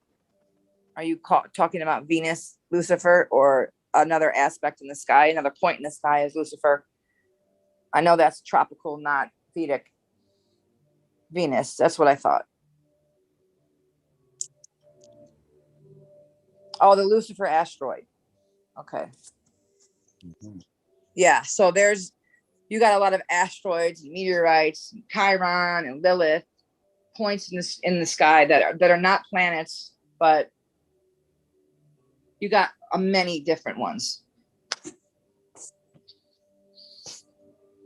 Yeah, I'm familiar with Chiron. There's a whole book about Chiron, the wounded healer. So but we also know. I'm sorry. Go ahead. We talked a little bit about the full moon. We talked a little bit about the Jupiter. Did you get into the Mars with Cancer and Leo? Yes. Yep, we did, but we'll talk about it again. So Mars in Cancer, it was draining our drive. Remember, it was taking our drive away. It was turning the red Mars to a pink, milky, Right. soft, lazy, drained energy. But now that it's moving into Leo, we're in Gandanta. So it's steamy, it's spicy, it's aggravating a little bit. Yeah. But then it moves on to drive again because Leo is the sun, right? And Sun and Mars are buddies. So they feed off of each other. That's the general and the soldier working together. So our drive is coming back. Our focus is coming back. Anyone who's had a block, I know I have, artistically wise, I've been doing this stuff instead of my soap and my art stuff. I haven't done it at all in a while. That's going to change. This will come back. You'll be able to get back into getting your work done, whatever that is, artistically. Even if people have been lazy and been slacking in their diet and their exercise, you'll get a boost. And there's a lot of people changing right now, body wise. Whether there's a lot of surgeries that have happened, injuries, surgeries, because Mars in Cancer is what? It's cuts to the stomach, cuts to the body. So people are going to be going through surgery or surgeries, or there was an injury, or they're transforming right now. So they're going to be a little weak for a while. And this is happening to a number of people. They're, especially anyone who had Mars and Cancer in their charts. Either you had to stop work, you had an injury, you have surgery coming up, your body's just run down. Things are changing right now. So this is the new cycle starting up. And once we're fully out of Gandanta, a little bit of our drive comes back. So been blocked artistically for years. Yeah, that's shitty. I would look into your chart, Stray Panther, and see there's a couple things in your chart. See what dasha you're in. Brazilian booty lifts. See what dasha you're in and see if that is affecting you. I don't know the context of the Brazilian booty lift, but okay, Right, me neither. I'll take it.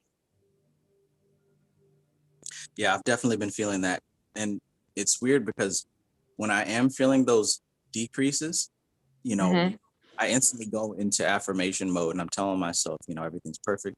This is exactly how it's supposed to be. Nothing to worry about. Everything's going according to plan.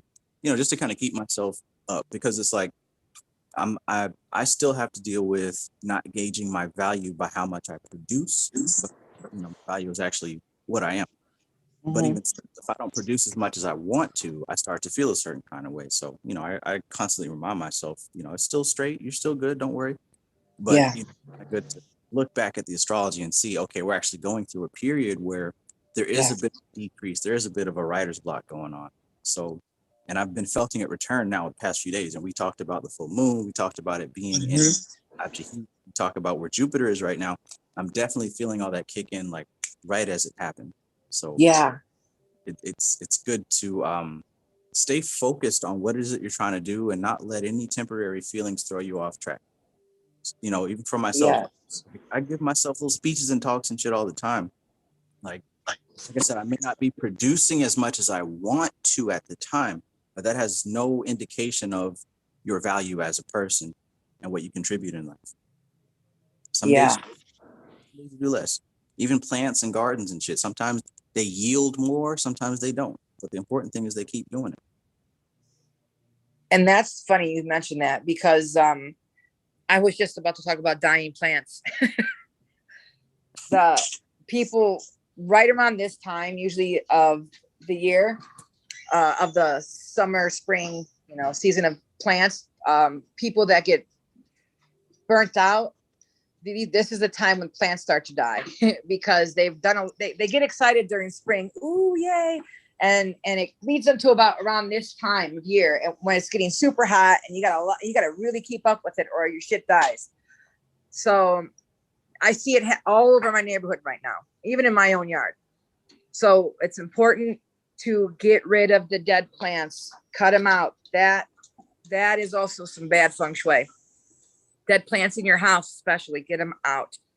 But dead plants, you know, this is something that could stifle our energy as well. So, yes.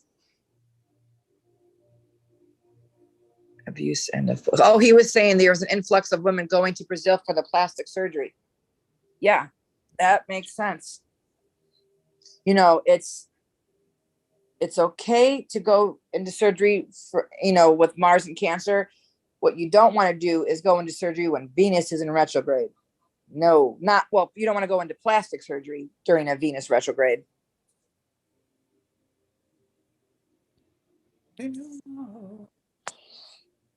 From what I see, Hexen, you're using tropical.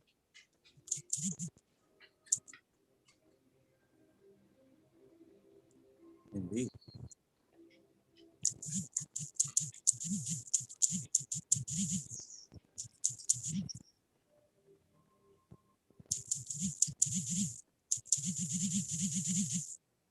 So far. Yes. Your creative ideas well up until the floodgates burst into creative action. Otherwise, it becomes self-destructive. Yep. And that's funny because this full moon here is all about stacking up your creative ideas, your big ideas, and getting them ready to implement them or to set them out onto the world, but to take your time doing so. Yeah, definitely feeling that.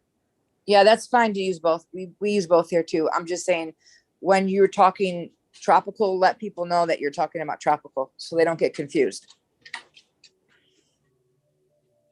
if your intention is to not confuse people. Sometimes Yes. it's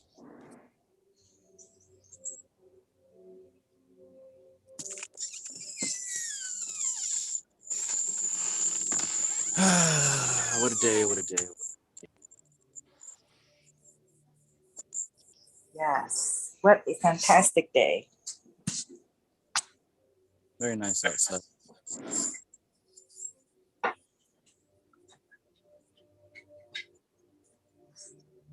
Take it all off. Take it all off. Yeah, it said Shanna O'Reilly says take it all off. Oh, she's talking about you, I think. Oh, goodness. You have to go to my OnlyFans for that.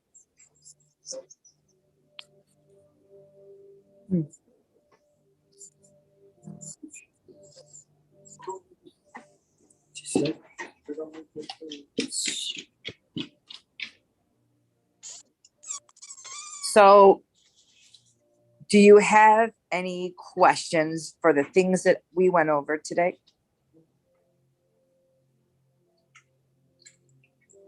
Let's put them in the chat.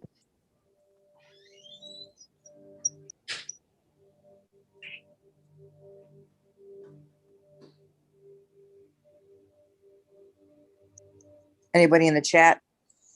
Anybody?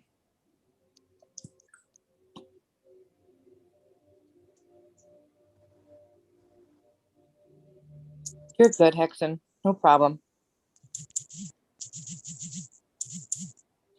Just for new people in the chat that might be confused. People get confused with new jargon, you know. Oh, yeah. Totes all good. Uh-oh.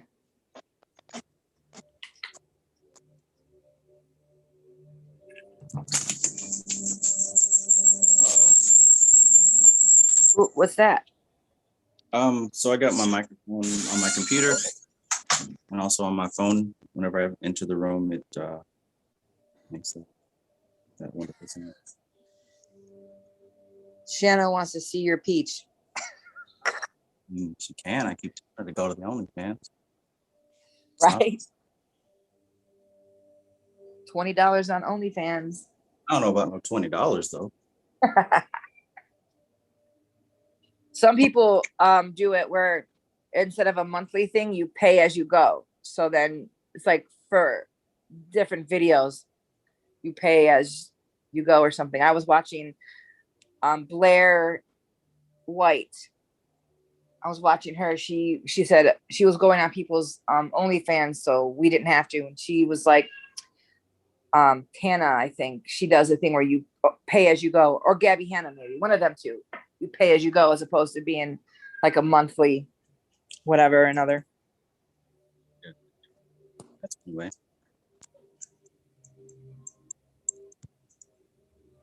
Package deals are nice because you can provide the utmost value bundled together. Yeah. Gotta know how to sell stuff though. Oh yeah, I was gonna grab a book. Matthew Watson was asking me about the Necronomicon. I keep bringing that up because that's something that I've been looking into a lot lately. But if you haven't already, Matt, if you're still in the chat, I'd recommend checking out the Necronomicon spellbook because that's actually going to be a grimoire of the 50 spirits of Marduk, and it has a little bit more detail on what's going on with those entities, right? Now, like I said earlier in this chat, these are real spirits that have been around for a real long time. They're from the Enuma Elish, which is one of the oldest documents. We got the Rig Veda, which is one of the oldest texts for the Indian civilization. And around the same time, we've got the Enuma Elish and others from the Mesopotamian. And of course, we've got quite a few from the Egyptian side of the world. But yeah, man, I think this will have to be the 5th roommate that I lost due to my sorcery practices. Wow. Why'd they leave? Well, this type of information can be disturbing to some. I usually keep my stuff tucked away. The first time that this happened, I was not being safe. And I kind of had somebody, possessed. Oh, wow. But it taught me how to keep my shit together, But yeah, I found that every now and then it keeps happening, and I'm learning that it's not my fault. Some people are just sensitive, and the way that they deal with it isn't the best way. You know, yeah. there was one guy who he had previous drug issues, and Oh, he kind of relapsed. But when he relapsed, he really saw some shit. of course, that's what happens. Saw something on the roof, and like he literally had a freak out episode and fucking ran out the house. We never saw him again. The reason we didn't see him again is because he got picked up by the cops. He had to go Yeah. to the hospital, and they had to treat him there. Oh, dang. That's crazy that you talk about something on the roof. When years ago, when I was getting clean, I went into rehab, and I took like some of my occult books and tarot cards and stuff there, and I had the whole unit spooked out and like scared about stuff. And one night there was this huge thunderstorm, lightning storm, right? Mm-hmm. And I was doing people's readings and all kinds of stuff, kind of scaring people because I love to do that. I was doing it on purpose. But we were all sleeping, and there's this crazy lightning storm, and we hear screams from across the hall. And one of this guy's room, this guy was a big, huge muscle man, mind you, okay? But he was in there for detox. And I had just read his cards before we went to bed, and I was showing him the grimoire and some stuff inside of it. So he was a little spooked. But he screamed, and he said he saw something climbing on the ceiling. He's like, something's climbing on the ceiling. Yeah. And we all heard it, and then it scared the nurses. And he wouldn't go back in the room. It was a whole ordeal. But it was in a detox, you know what I mean? And I had like opened him up to these ideas and concepts. He was like really interested in it, but he was kind of scared, but still interested. And so he went to bed spooked out and kind of open, and ended up seeing some shit because he was still in the detox mode. He wasn't fully clean yet. So he ended up seeing some stuff, which scared the nurses. It was kind of funny though. Yeah, I mean, because the thing is, when you're sensitive like that, if there are, because look, when we're working with spirituality and magic, we are stirring up different things in the etheric plane and the astral plane. They're stirring up. Now, most normal people, it's stagnant. The energy is stagnant. It's not being stirred up. But when you start working with these practices, you're stirring them up. So for someone who isn't prepared, and they start dealing with things like drugs and psychedelics and shit like that, they're going to see stuff that's being stirred up, Yes. They don't have a framework to deal with that type of stirring up. The first thing they're going to do is go into fear mode. Exactly. What separates people like us from other people is that when they come into contact with things that aren't ordinary, everyday things, the first thing they do is they see it as a threat. It's unfamiliar, so it's going to hurt me. It's going to kill me. And that comes from programming from these movies and shit. Yes. So that's why it's not recommended to be doing all kind of drugs and psychedelics and shit while you're practicing high magic, because you're going to misinterpret what you're seeing. You don't have a framework set up, and it might be easy, a shortcut to see this stuff when you're high. But if you don't have a framework to deal with it, you know what I'm saying? You're just messing yourself up. That's the truth. That's something. This is what I try to tell people who panic and say, "A Kundalini rising is evil. Oh, Kundalini is evil. Oh, don't mess with that because you could have a Kundalini rising and awakening, and demons can get through to you." I say, no, my guy, because you haven't done the inner work. You have not done what you're supposed to beforehand, but you're jumping into this shit trying to open your third eye and have an experience. But guess what? You haven't detoxed your body, not just physically, but spiritually, emotionally, energetically. You got some parasites all around you. You're about to see them, bitches. And if you're not dead serious and you're not trying to clean this shit out and you don't know what you're looking at, you're going to be scared because the shit don't look nice. This is what, I mean, I know people don't really see it the way I do because they haven't been studying as long as I have, but this is the whole reason why I'm so focused right now on Taught with Shooty and yoga and meditation and shit like that. Because it doesn't matter what book you read, doesn't matter what magic tricks you learn. If you don't have purity on the inside, and I'm not talking about morality, purity, I'm talking about how you interpret reality. If how you interpret reality isn't purified, it doesn't matter what tricks you learn, you're going to receive it incorrectly or inharmoniously, right? Yeah. If you get into contact with powerful beings of any sort, if how you receive them is fucked up, you're going to get a fucked up transmission, period. Exactly. But when I talk That's about the truth. meditation, what's going on is you're purifying your physical body, your etheric body, your astral body, and your mental body. So when you do come into the reception of these energies, you're going to see them as clearly as possible, which is going to reduce the likelihood of you getting an incorrect transmission. Yeah, you know that guy on my TikTok, the one Maurice that went viral for being possessed, right? People go, "Is this real? Is this real?" I'm like, yeah. The reason it's so terrible. This guy unlocked things. He was into the occult and Satanism and all kinds of rituals. He was into it, but this man was abusive. He was abused. He was a drunk. He used drugs. He was fucked up. So he opened things without being pure. You know what I mean? He saw things in a dark light. So yeah, things can end up taking over when you allow them to, when you just come at things from a wrong perspective, from the wrong direction, from the wrong perspective. Yeah. People are just so afraid of it. And it's like there's nothing to be afraid of. This is what his thing. The thing to be afraid of is you tampering with shit without first doing the work. That's what you should be afraid of. Just do the shit. You know what I mean? And there's no need to be afraid. Just do it right. Just do it right. Do the work. I hate to think about, things in terms of right and wrong, because everyone has their own system of right and wrong. So for me, right and wrong, I'm in the wrong because I don't know what your right and wrong is. So I try to use different words. Like when I talked about, if you don't purify yourself, you're going to receive it inharmoniously. So what that means is you might be getting the right transmission, but you're not going to acclimate it correctly to yourself. So you're going to come in contact with an entity, but you're going to think it's out to get you. It's out to hurt you. It's trying to harm you, right? Yep. And that's coming from an ego attachment, right? Exactly. So what happened with, this person is that he had a terrible experience with these spirits in his youth. Terrible experience. And I get it. You know what I'm saying? When you have a traumatizing experience like that when you're younger, you won't want to touch it again.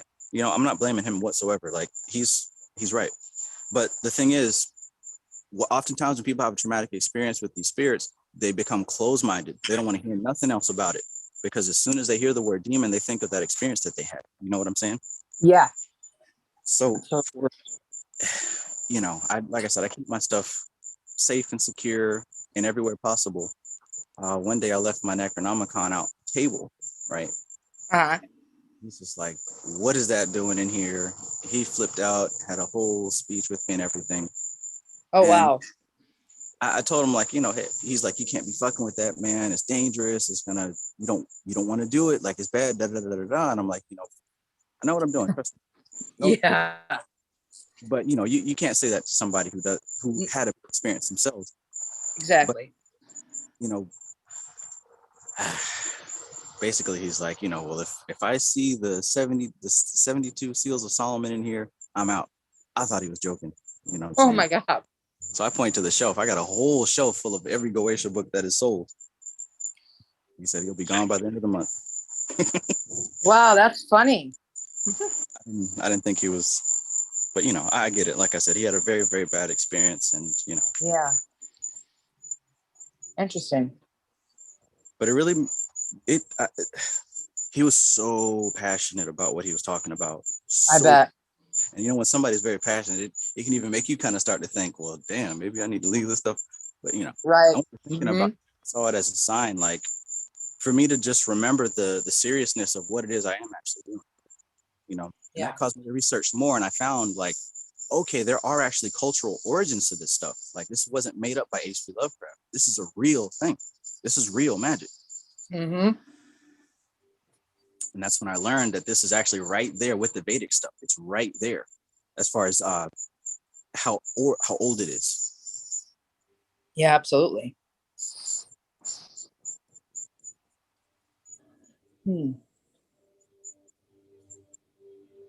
That's interesting.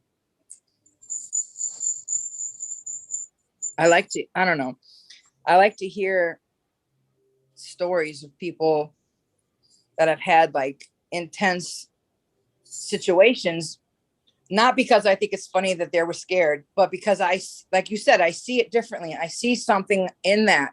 There's a message or something else. It could have, you interpret it the way you did, and I understand, and that shit could be scary. I've had fucked up shit happen to me. You know, I've told you about some of them. So I get that fear. I get it. Mm-hmm. But once you're able to step out of that and see things differently, now I'm like super interested. And someone's like, something fucked up happened. I'm like, really? What happened? Tell me about it. What did it do? Like, I want it to happen to me. No, you know, shit like that. Yeah, he had a physical manifestation. He had a painful physical manifestation, you know, and just like I get it. I understand that was traumatic. Yeah. But like what you just said, when you see it from another perspective, you can understand that, you know, a little bit of what was going on. And it does have a lot to do with attachment.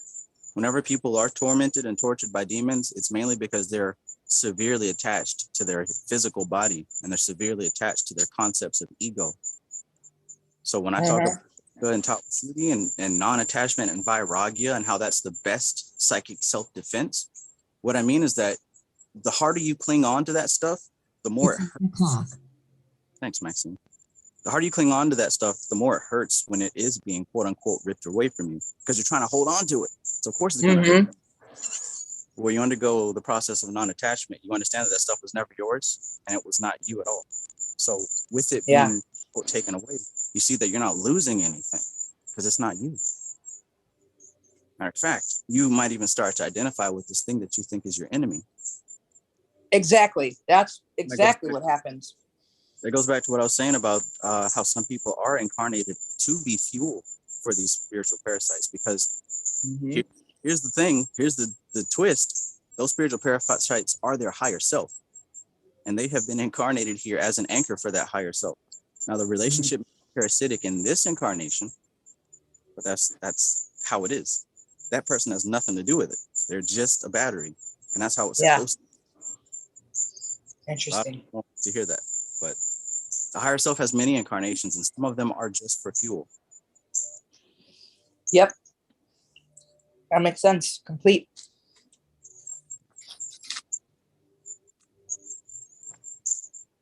I learned that from the angels. That wasn't no demon telling me that. See? That. Yeah, I remember when it changed, when I literally, it was like little by little, the fear was chipping away, because I've had physical manifestations and experiences with spirit and demons and my whole life, right? But when I realized my power, who I was, what was really happening, it's like that last bit when I really realized it, I completely had a shift where all the fear was gone. You couldn't be afraid no more, because now you just couldn't be afraid. You had a different perspective. You could see what it was. Right. And I have had no fucked up shit happen since. Because how you're receiving it has changed. Yep. We've all heard the stories. We've all heard the stories when there's like a poltergeist or something going on at the house. The more fear that you feed it, the stronger it gets. Yes, it's true. Yeah, man. And that's the truth. And see, when I'm watching videos about poltergeists and stuff now, I'm like, man, I wish I was there. I'd want to talk and say, hey, that, like, I want to like get into, I want to see what is it? What are you trying to tell me? What is this about? What's happening here? Yeah, because the fear, it feeds it in a negative light. Just like you feed it fear, you can feed it other things. Respect. Something that I started to do was be respectful and kind of like build a relationship. And things changed, and it turned into like a symbiotic relationship where synchronicities would happen, and I would be, like I told you, that video of where that I posted of that demon saying my name in the middle of the night. Yeah. It might be scary, but like you said, it was saying, hey, make a video now. It was like communicating with me in a positive light. Even though people will see, ooh, that's spooky, that's a demon, I see it as something else. I don't see it as bad. Right. It's interpreted differently. Because that's all this stuff is. It's data. People who don't know any better, they believe that Hollywood story tells them that there's these creatures on the other side waiting to bite them with sharp, snarling fangs. But Yeah. these things are just collections of data, just like even we are collections of data. This is more like a computer program than some organic system. This is all about collections of data. So depending on the software that you have to interpret data, the same data may look like something evil to you, may look like something wonderful to me. It's not the Yep. data. That's the fault of the person observing it. So there's no evil, there's no good. It's all about how your framework is set up. Test that. Test that and see if I'm telling a lie.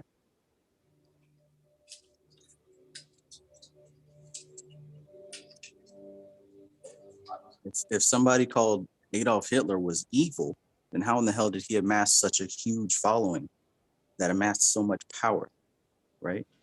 Right. If something called Christianity is so good, you know, how can it have manifested so many atrocities, so many deaths over the years, Exactly. so much destruction, right? It's not about Mhm. the thing, it's about the interpreters, right? It's the individuals involved with that data and how they use it. Likewise, black magic, white magic, good and evil, that's none of that's real. What's real is how it's interpreted by the operator. Right. The sooner you understand that, the sooner you'll begin to move past the point that you're at. Because it's our limitations, our imposed limitations that hold us back. We have fear. We're afraid of things. But if you can find a way to reinterpret that fear, to reframe it, Yes. you might find that it becomes a strength of yours. The whole reason I chose this spider entity was because I was terrified of spiders. So instead of running from that shit, I decided to use the fear that is invoked to fuel my work. Just like Batman. I know that sounds funny. It's a movie, but in The Dark Knight, that's what they talk about. How he was terrified of bats when he fell down that well. There was bats down there, and he was terrified of them. So he decided to use what fear he was afraid of to empower him to become that. Yes. And think of the science there. When you see something like that that gives you intense fear, what's happening in your body? You're getting these large doses of adrenaline, right? Yeah. You're going into fight or flight mode. You're becoming something more. So now what you have to do is put a different mask on that. If you put a mask of fear, you're going to use that adrenaline to run. But if you put a mask of power over it, you're going to use that adrenaline now to strengthen yourself. It's not crazy and outlandish. This is psychology. Yeah. So imagine if you were to take the same principle and reframe your entire life. The things that make you nervous, anxious, upset, depressed, the things that affect your mood like that. What if you were to get to the core feeling that it invokes and repackage it in such a way that benefits you instead of takes away from you? Yep. I mean, to me, that's amazing. Yeah, that's empowering. I feel like if people see that's something I was always a person to do, to run towards the shit that was scary, run to it. And I don't know why. I just would, because I felt like, especially like scary dogs, like dogs in the neighborhood that everyone was afraid of, that would like bite everybody. I had to befriend that dog and show that the dog could be tamed or could be good and it's not evil. Or the crazy lady that everyone was afraid of. I was the only child that would go and talk to her. Everyone called her the cuckoo lady. I just had to feel connected with, okay, take it. It was kind of like an adrenaline rush. The way people take lions under their wing and try to tame them, there's like an adrenaline rush where you run towards what's scary and what's a little spooky, and you befriend it, or you learn about it, or you see it in a different light. Yes. And you show others, wait, see, it's not what you think. Yes. It's something I've always loved to do. That's exactly what I'm talking about. And even Bobby Hemmett talked about this. He would say that, and Brother Panic, how they would talk about that there would be these things that you fear, that you come into the world afraid of. You know, some people come into the world afraid of dogs and they don't know why. Or he was talking specifically about his friend who was afraid of cats, right? But it find out that a lot of times that fear, it actually represents power and something that you may have mastered in a past incarnation, right? Ooh, yes. Because the data you don't have the interpretation of the data here. All you have is that intense spike of emotion. So you interpret it as you don't know anything. But, you know, he was just talking about his friend who passed, and they were going through all this different stuff. And it comes to find out in his past, many past incarnations, the cat was actually representative of a deity that he represents. Wow. So that's the same thing that we're talking about. You know what I'm saying? This Yeah. fear of spiders, I don't even remember where the fear of spiders came from. I was just always terrified of spiders. But now I'm starting to see through this entity that this is actually something that's been with me for quite a while. But because I didn't have the information for it, I interpreted it as fear. But now I'm reinterpreting it as what I have interpreted it before in the past, if that makes sense. Yeah. And you know what's interesting is I myself have seen spiders around you. I'm not talking about physical spiders, astral, like I've told you that before. Seen them in my meditation when I was doing remote viewing and stuff, and just ended up being pulled to you that one time. I saw the spider. So on the side, I was telling Mike about this. So I've seen them by you personally. Yeah. So they're there. I mean, you know what's crazy? Something else I wanted to tell you is the I'm sure you've heard of Ed and Lorraine Warren, right? UFOs? Well, the Amityville horror. They were like the ghost people, the demonologists that went and helped with all these different, the Conjuring people. Yeah. Somebody was telling me about them the other day. Yeah. Okay. Wow. So, well, listen to this. So the new movie, Bruno, come here. Sorry, let me put the dog in. Go ahead. Yeah. The new movie that they made, it's about Artie, except there's a boy in it named David in the beginning who's possessed. Now that's the story that they should have done. But the whole story about this boy, you can find it online. His story is how it began, where they moved into this house, and as soon as he was in this house, he was cleaning the room, and this entity showed itself as an old man, told him to beware, right? And the boy got scared and ran out the house and wouldn't go back in. Well, he was afraid to go back to the house. He was at his grandmother's house crying. He said that the man was a beast, and the beast was showing himself and talking to him in his head, and he could see him when he closed his eyes. He goes, I could see him when I closed my eyes, and I could hear him, and he keeps saying that he's going to come find me, he's going to come get me, and this led to a possession and whatnot. But when the boy explained how he's able to see him, give me goosebumps, because that's how I see. That's how I'm able to see these astral entities.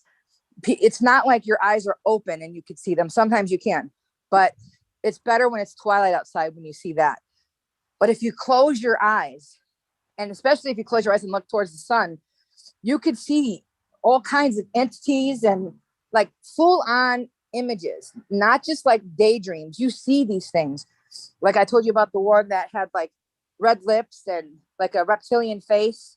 Yeah. And like fangs. She would come up to me in my face and then bite at me. And I would see these bruises happen outside of my body, but I would see them. So they're there. And that boy was talking about that's how we saw him. And I know that he's telling the truth because that's how I see them. So he ain't bullshitting. Right. It just gave me goosebumps when he said that. He goes, when I close my eyes, I see him. I'm like, my kids looked at me like, oh my God. I'm like, yeah, see, I'm not lying. You can see that shit when you close your eyes. It's people in the mainstream, they think that this type of thing is rare and you have to have a special or cursed gift or some shit like that. But in truth, there's methods to learn how to do this. And this is what I stumbled across studying this Tatwa stuff. In the Golden Dawn, they actually have as part of their mandatory exercises to learn in order to cross a certain level to a skill that's called Tatwa vision, right? Now that sounds familiar. The only way that I came across is because of us studying Tatwa shooting. So a big part of the first training in this app that I'm making, one of the things I'm working on right now is, of course, teaching people how to have that vision, the Tatwa vision, to be able to see spirits, be able to look at the sigils and actually find the entities that live in there and communicate with them. And working with me also, I have a cousin who has a natural ability to see, just like what you're talking about, like a natural ability. Yep. I didn't always have that. But what I noticed ever since we were kids, whenever he'd be around, we could see his visions. We didn't understand what it was, of course. But Oh, now that clairvoyance that he had is so strong that when we're around him, we can see it too. Now, what I had was clairaudience. I could hear these things, right? uh-huh. And that's why I'm able to teach other people how to hear them, because I'm able to do it naturally. So I hooked up with, and I'm trying to extract his knowledge, because now with this new course that I'm making in the app, it's going to teach people how to see and how to hear through the Tatwas. This is going to be really exciting. I didn't want to say anything about it yet, but since we're on the freaking subject, Yeah. there's a tried and true tested way to do this shit, and I found it. Hell yeah. No, there definitely is. And the funny thing is so for me, I mean, I wasn't sure how other people did it. I just know how I did it. And it seems so easy. So for a while, you doubt yourself. You don't know. You're like, wait, I mean, what am I actually doing? Is this me doing that? What is happening here? What? Because people will make you doubt yourself. But when you have, I've told you, you know, some of the experiences I've had when they're literally speaking to you, giving you names you ain't never heard of. You turns around, this is a real deity, a real entity, a real thing. Right. And then, yeah. And then you're seeing these entities. And let me tell you, the grays and stuff, I know this sounds cheesy, but you could see them in the astral when you close your eyes. They're all different sizes. They're short, they're taller. Some of them are reptilian, the big ass looking like dragon ones. And then there's mantis looking ones. That's where they're all at. And I'm telling you, that's what people are seeing. Right. They're just aliens. These are spirits. But since people don't know better, they're calling them UFO aliens and shit. No. Yep. These are races of entities. Definitely. And they all, when you could see them, something else happens. When they know you can see them, they start to gather around you. And I've seen them. For me, they're like, oh, this bitch can see us. And they all start to gather around us. That's when the female I told you about, she's pretty at first, but then she gets real close and her face turns to like reptilian, but she's still pretty. She got big red lips. And then she's got these vampire things. And she got long black hair, and she opens up her mouth and then bites. And I see these purple bruises form outside of my body, like with my eyes closed. And I'm like, what's happening? What is this? And that's when I first was doing it, and I wasn't sure what was happening. I was kind of afraid of it. But as time went on, there's no more biting that happens. That doesn't happen anymore. And I told you about the being choked, and being told that she was the first and the last. Did I tell you about that? Yes. Yeah, that scared me then, but now I'm fascinated by it because I was awake. No eyes were closed. I was fucking awake. And she put her hands on me and I felt it and choked me and said these things to me. I heard it in my ears. Like I heard it. And it's fascinating to me because it was happening. Like it was, man, she was talking to me and these things were floating around in my ceiling and stuff at nighttime. Like I was really getting into it.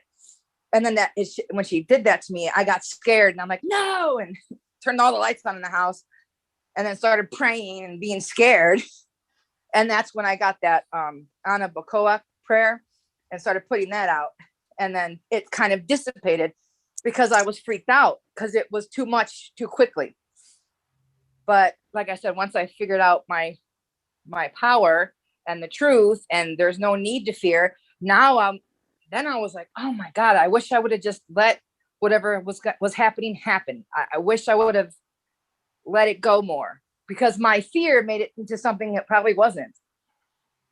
Yeah, you sound a lot like my cousin. He has a lot of these vivid visions just like that. And when he comes to tell me about them, I'm able to pinpoint which spirit he's been in communication with. It's really crazy. Like the only reason because I have all these encyclopedias of different spirits. When he comes to describe one, all he describes is like the qualities, the colors, what kind of vibe they had, what kind of emotion they evoked out of him. Like I'm able to pinpoint like who he's talking about. It's really cool. So, who do you think the female was? Remember we talked before. I from that video I saw a Boone that someone made. The cartoon character they made was exactly what I see now. Is it her? I don't know. I guess I always associated it with Lilith just because I always was trying to connect with Lilith, and I always was like working with Lilith. So I expected it to be her. But you know what I also realized? She became a Naga, a serpent, Eslesha. She is literally the representation of Eslesha. Okay. I wasn't going to say Bune. I don't think I mentioned it that day, but I was going to say that sounds like Vipar. That may be a manifestation of Vipar, Vepar. I have to look into that. Yeah, because I'm not familiar. She's often manifested as someone like a mermaid vampire kind of thing. Oh, yes.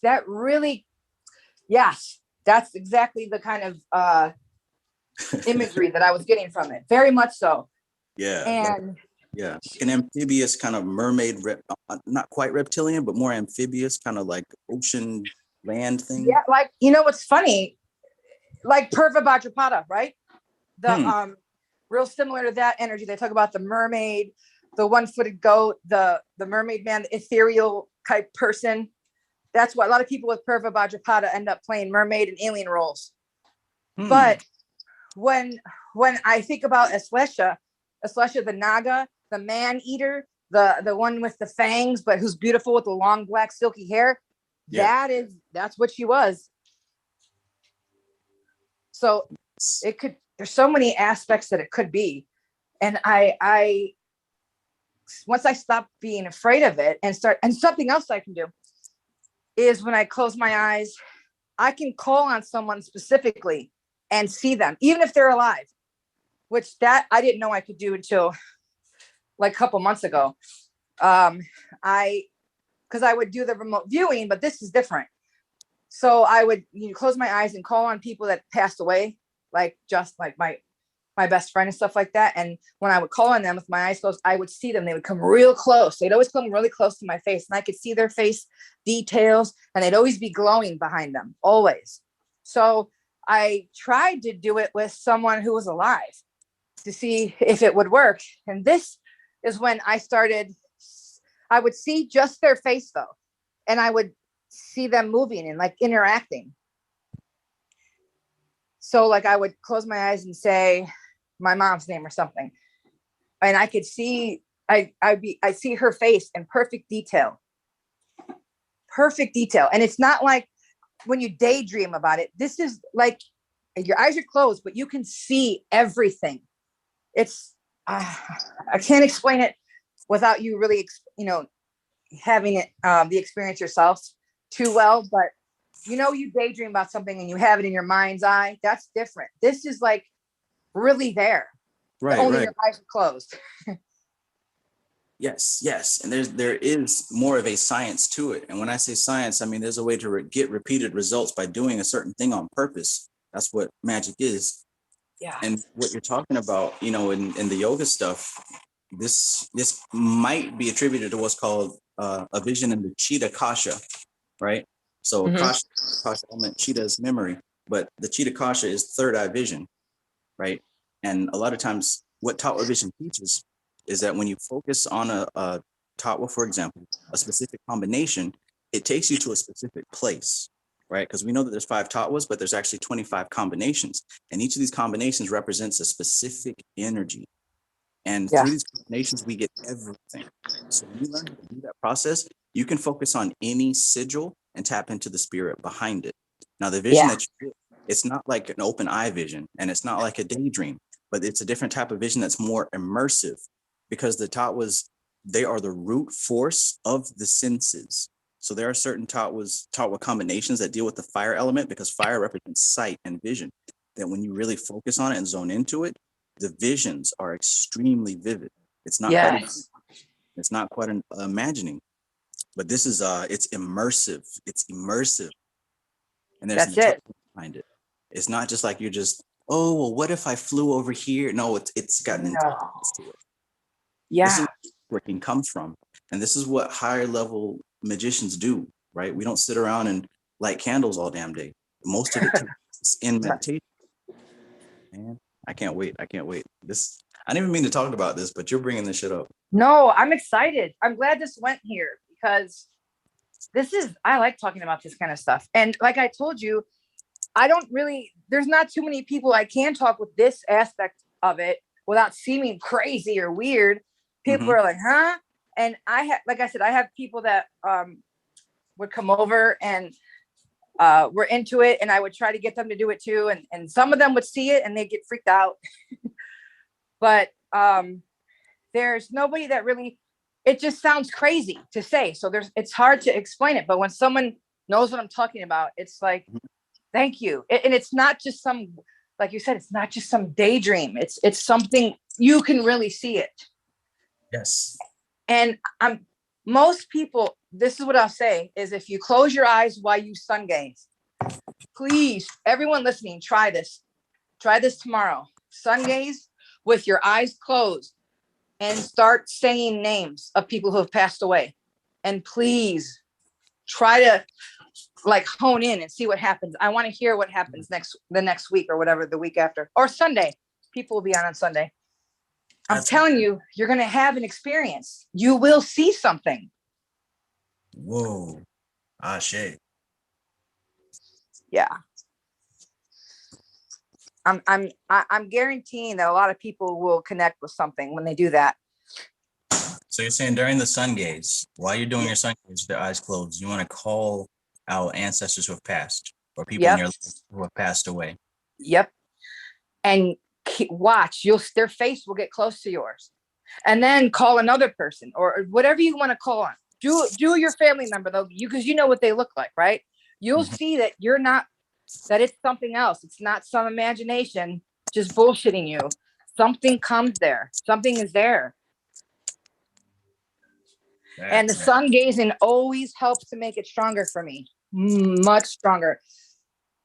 But the eyes have to be closed because you still see when your eyes are closed. And it's not like floaters. You see it's something else. You'll get what I mean when you do it.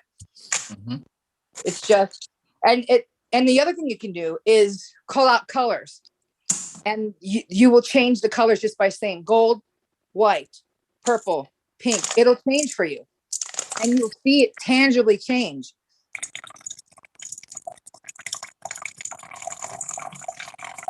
The people will be like outlined in a color. So I like to usually call them first in like gold or white because it's like really bright and glowing. And then when they're there, I'll think of like purple or red or something just to watch the colors change. It's interesting. And my thing is, to really have success with this type of practice, because that can definitely take you to the next level as far as a practice to help your clairvoyance. That can definitely take you to the next level. And what I would definitely recommend to make this a practice that helps you is to have a clear intention behind it. Don't just do it to see if it works.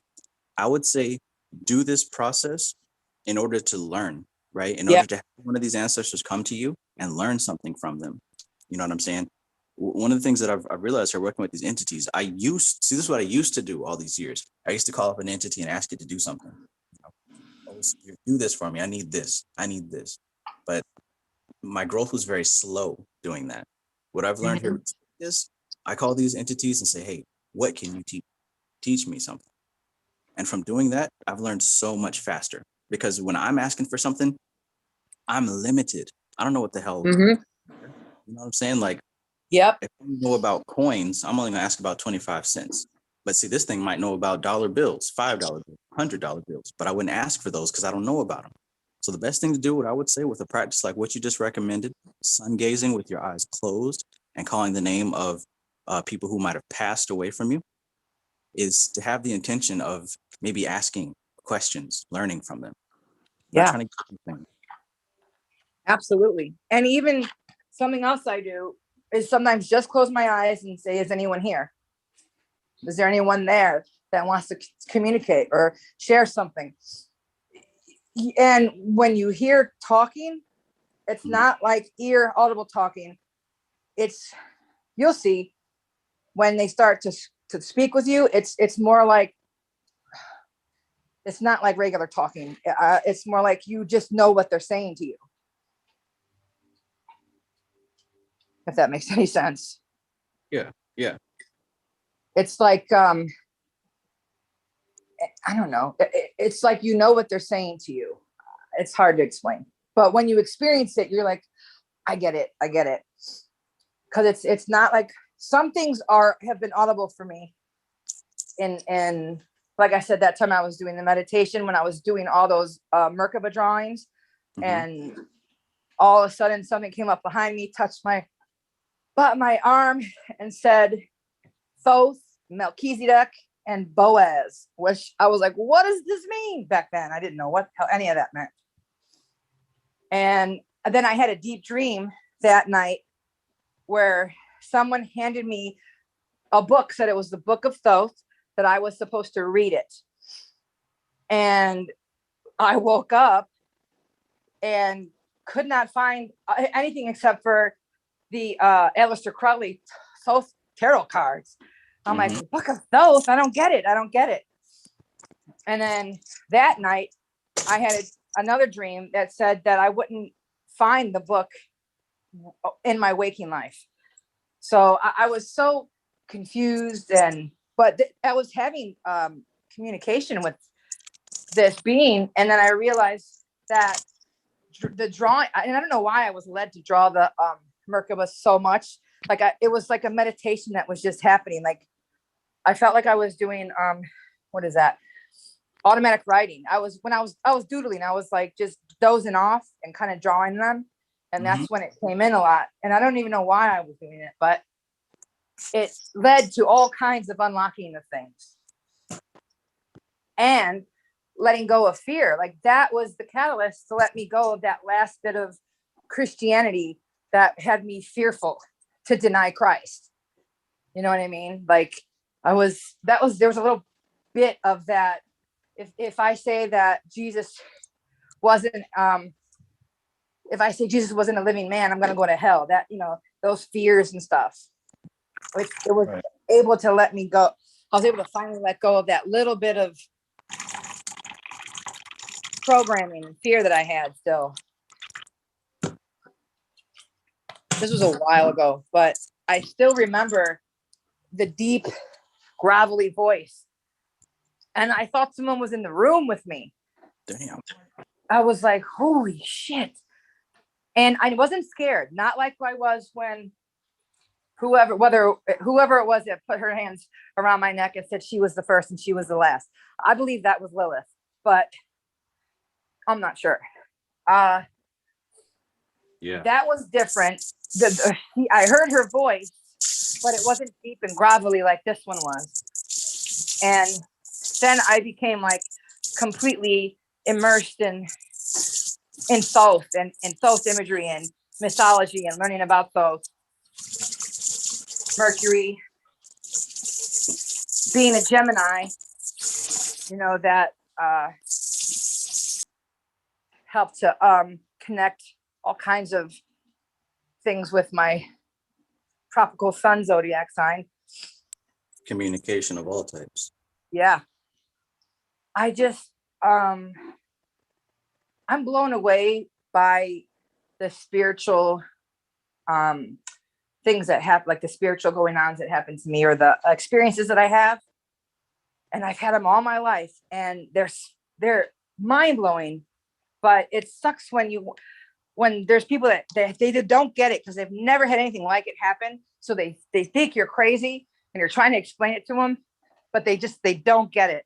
And there's just some people that will never understand what it's like to skydive, right? They'll never know. There's nothing you could do to really tell them for them to really grasp it. And it's the same thing. That's what I was getting at a bit earlier, that some people, they're not here to learn this stuff. They're here to just be fuel for the machine. Yeah. That is their life mission. And they have a bad taste in their mouth when you do bring up these kind of subjects, because their higher self has limited that type of knowledge from them. Yes. The higher self has literally limited this knowledge from them. That's why when you start talking about, this type of thing, spirituality and frequency and vibration and spirits, their eyes glaze over, right? Yep. They tune it out. They wait for you to shut up so they can talk about the game. Yes.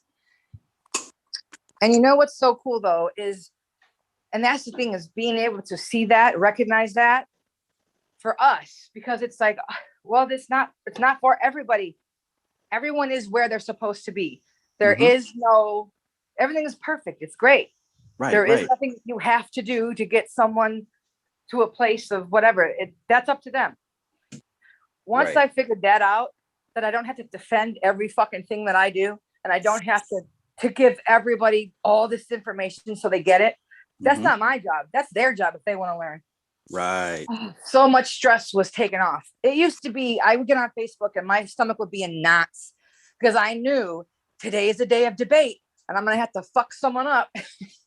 And I hate people and all this Mhm. would happen. I would feel ugh every time I got on because it would always be an argument about something. How many Once of I us realized, chat what'd you feels say? like, how many people Yeah. here in this chat, if you felt like that in the chat, go ahead and put something there. That's me, where we have to deal with people who don't want to hear any of it, who have a fixed idea. And when you start talking about it, it's an instant argument, it's an instant debate. And you're ended up feeling bad now. You're upset. Like you said, you have knots in your stomach, in your chest. Now you're talking about, I hate people. I don't like, I wish Yep. the third, but we're putting ourselves there. Yes. Yep. Yep. Once I realized this ain't my bag. This is not my circus, not my monkey. I got nothing to do with this.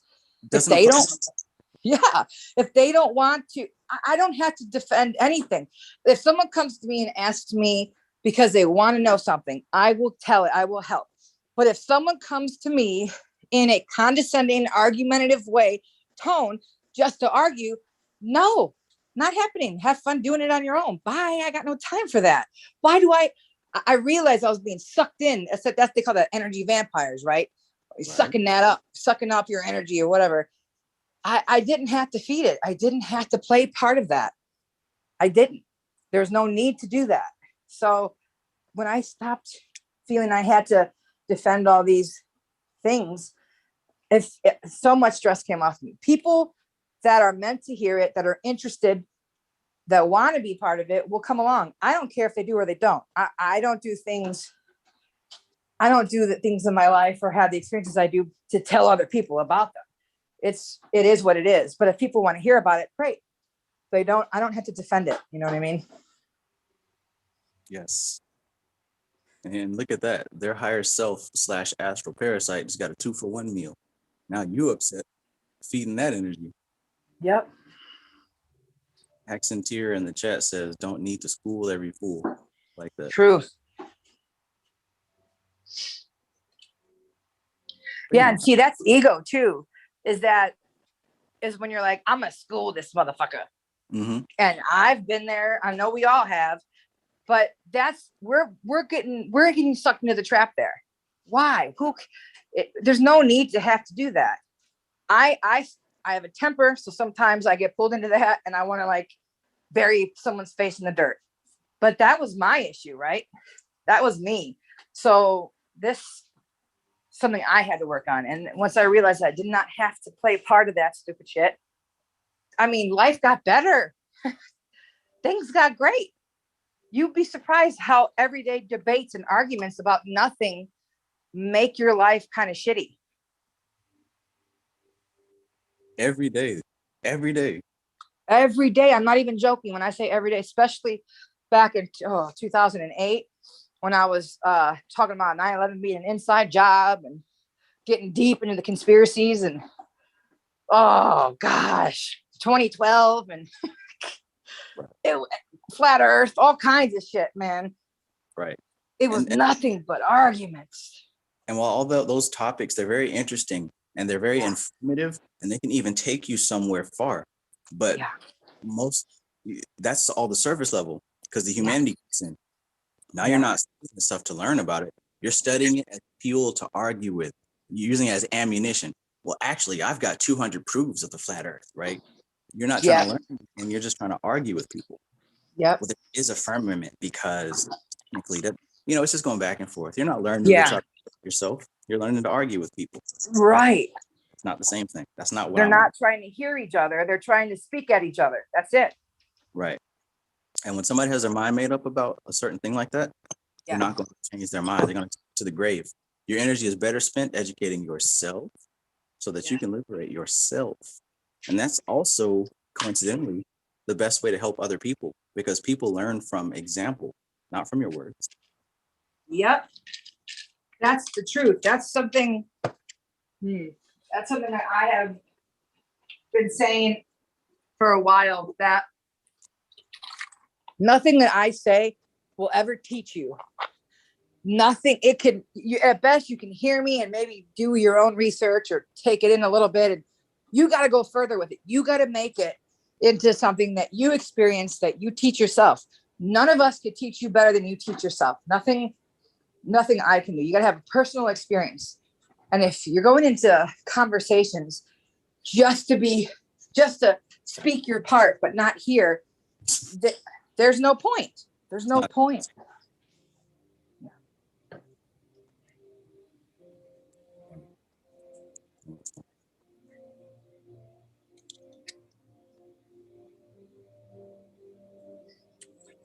Yes, I know about Nuru. Yeah, Thoth representing Caduceus and the serpent symbolism, Kundalini. Yeah, and you know what's interesting is, oh my God, I just realized something.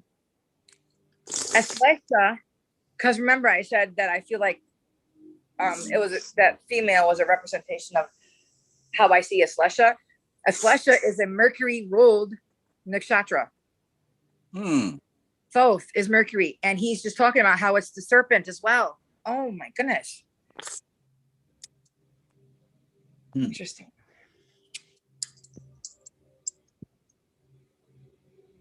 Interesting. I had to look up the entity. Who did you say it was? The Valpar? VEPAR. VEVAR? VEPAR. Oh, VEPAR. Let me write it down. VEPAR. I'll show you a picture of her sigil if you'd like. Yeah.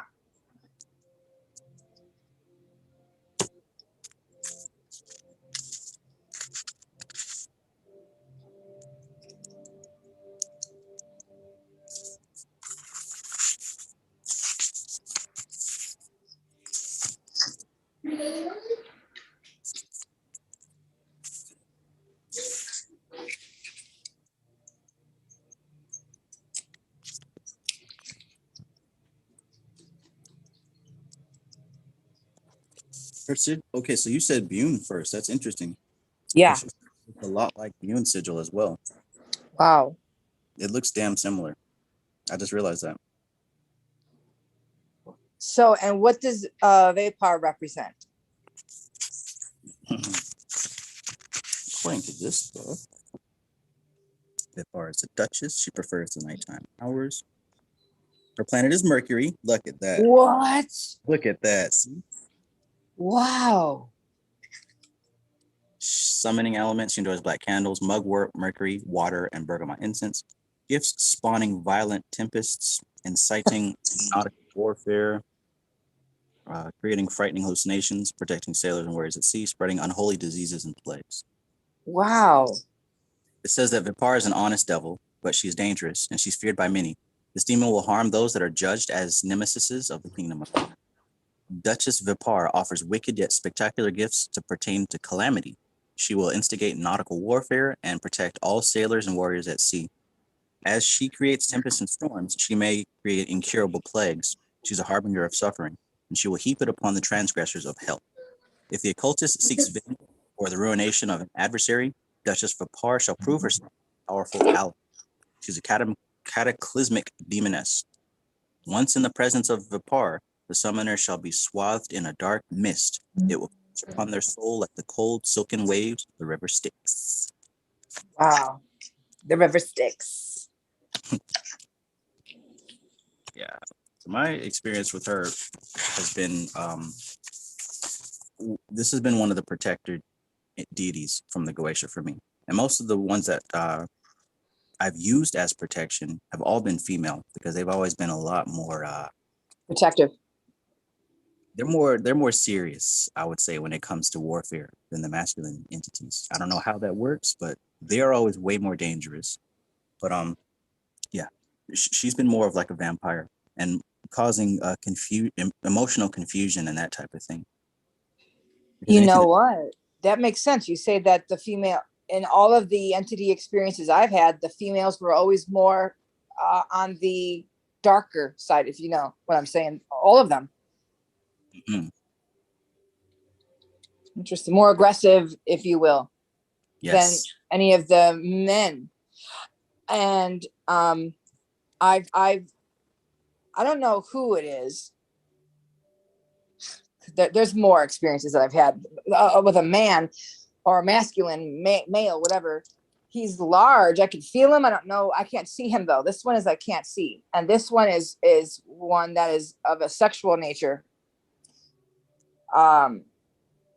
Without getting too in depth with that, but yeah, that there's that. I don't know who it is or what exactly, but that one was visiting me since I was like very young.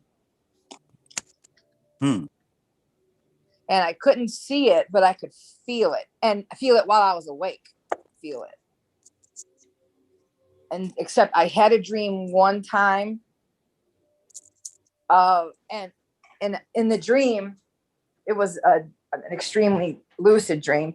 But in the dream, I was in a house, and this man knocked at the door. He looked like a very good-looking lawyer with dark hair and like blue eyes, and he had a briefcase. And he came into the house, and he was trying to make me sign these papers, to sign my name to these papers. And I, for whatever reason, I was like, I'm not signing like the papers or whatever. And it got into like a heated argument, and he like flung me up against the wall. And then he revealed himself, said he was Lucifer, right? Although in other dreams I had, Lucifer was a female, but it was more like a female male, like in one, but it showed to me as a female most often.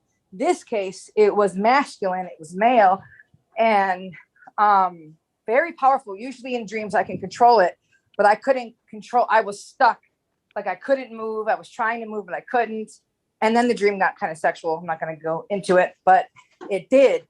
But from what happened in the dream, I like woke up in a fucking daze, and I want to say that I was like for 3 days straight, like in some kind of state of mind from the experience. Like it was intense, super intense. And I'll tell you more about it privately because it's kind of crazy, but it was super intense, and it had me like in this daze for 3 days. I'm like, dreams that are doing that just blows my mind. But before, when I had dreams of so-called Lucifer, Lucifer was always draped in red, and it was a female, but not like it, you just knew it was a female, but it looked like androgynous. And he would always walk slow, but walk towards me. And I felt this dread, right? And in the dream, I would usually fly and rise up above it and get away from it. Well, and one of them, they captured me and my son, Giovanni, my youngest son. And he was talking like a snake. Like, I know that, like Harry Potter, that movie, how they talk like snakes, like that. He was talking like a snake in snake language, and I understood what he was saying. And he had me frozen, and he threatened me and said if I didn't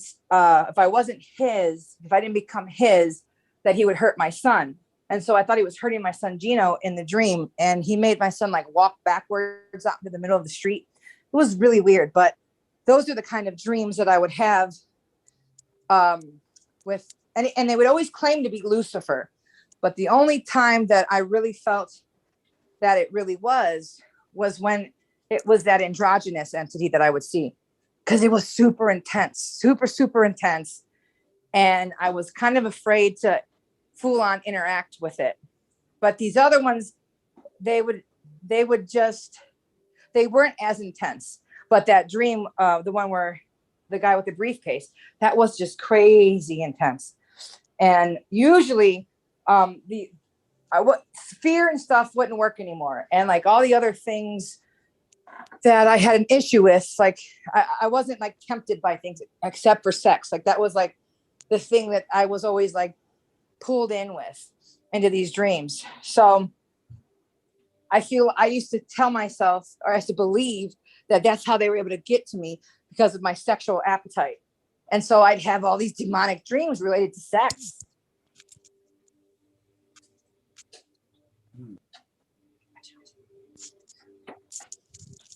But I Thank you, don't. chick. What'd you say? I said, thank you, sunshine chick.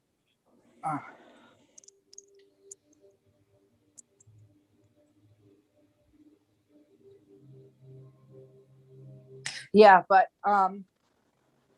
I've always had these, like, whether they were dreams, lucid dreams, waking life experiences, like entities of all kinds, all the time. They claim to be all kinds of people, but sometimes it's, sometimes it's scary. But like I said, it's not scary anymore. I haven't been scared in a long time from any of that.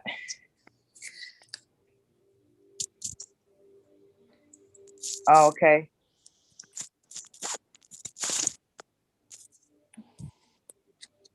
Stray Panther 79 says, okay, everything she's saying of Lucifer in red, root chakra, makes sense. Yeah. Mm. The character Lucifer on TV, that guy with the dark hair, short hair, he was the one with the briefcase, kind of resembled him.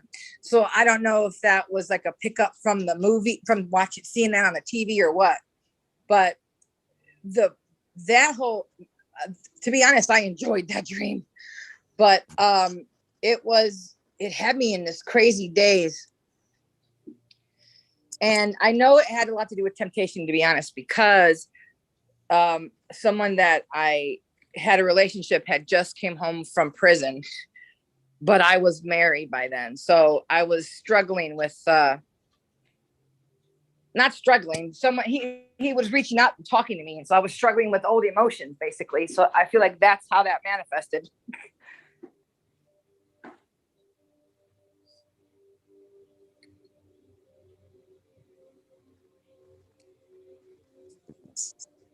And you've been told you should not. I should not what?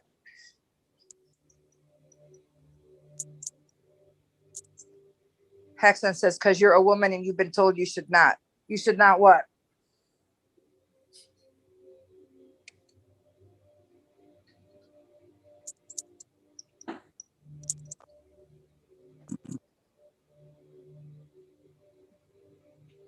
Hey, listen, we usually, I guess we usually wrap this up, but Yeah. it's kind of interesting. So if you guys have any questions about, if you do have any questions about astrology, or if you have any questions about, demonology or working with these entities or any of that stuff, I guess maybe now would be a good time to ask. Or any topics that you want to hear about. Yep. Because I know I wasn't on last Sunday. So, if anybody has anything that maybe happened that they want to discuss,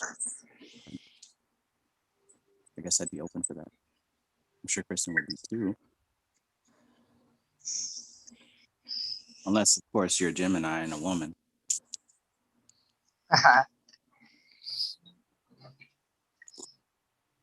As a woman, you should not have a sexual appetite. Who says? No, you're saying. That's the misunderstanding. That's Yeah, absolutely. That's interesting. Love spells.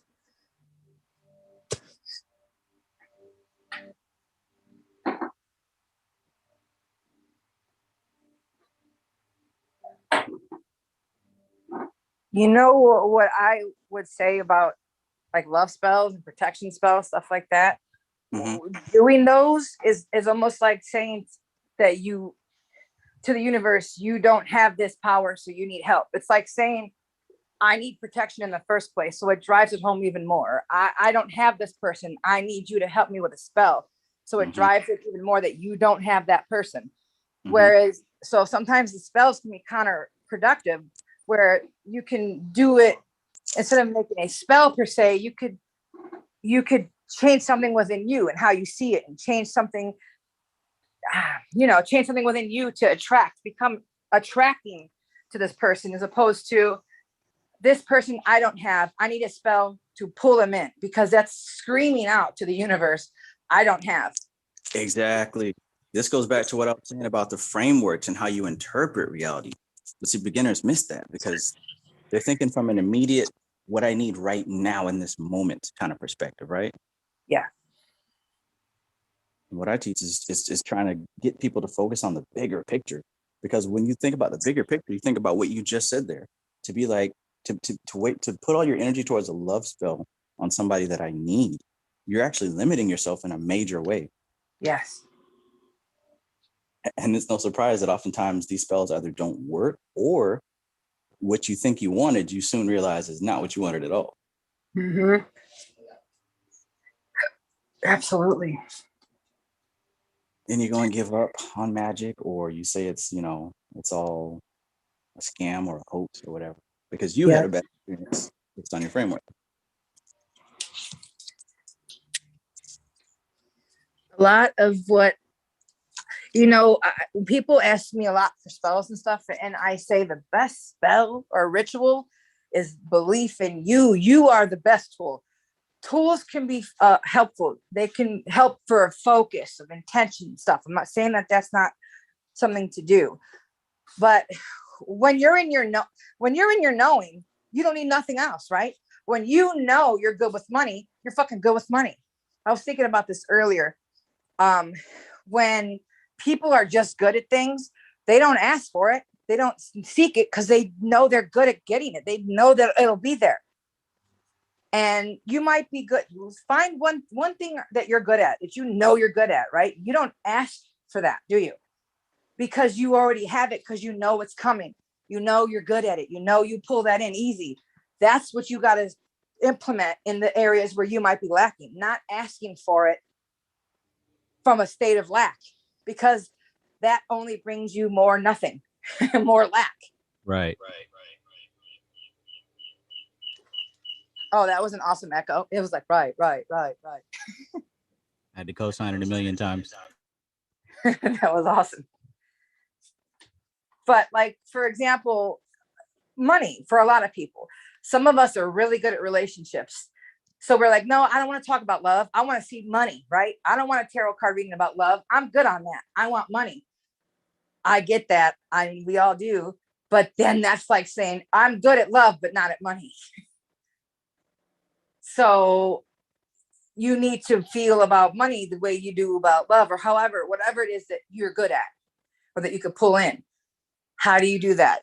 People are like, well, confidence. Yes. You have to feel confident first, and then the result comes. The thing is, people think, well, once the money comes, then I'll feel confident. That's not how it works. It doesn't. You have to pull it in first. You have to feel good about it first. You got to be coming from a place of, I have and I'm grateful, or I have enough of, or yes, I do, for that to stay coming in. But if you're like feeling abundance mindset, all of it, yeah, absolutely. If you're coming from I don't have, please give me, you will never have. Wow. So you're telling me it's not about a candle color. It's not a blue candle or a green color. You're telling me it's not about sage. You're telling me that it's nothing physical, that this has to do with confidence and abundance mindset and things like that? Absolutely. Who would have thought? See, I thought what kind of crystal was on my altar. I thought, what demon do I use? But you're telling me that it has everything to do with my central framework of how I perceive reality. That's the foundation. Wow. No wonder I haven't been getting results with my magic, because I thought it was, what book do I get? What demon do I use? What color candle? What external thing is going to make me have success? That's what I thought it was. Yeah.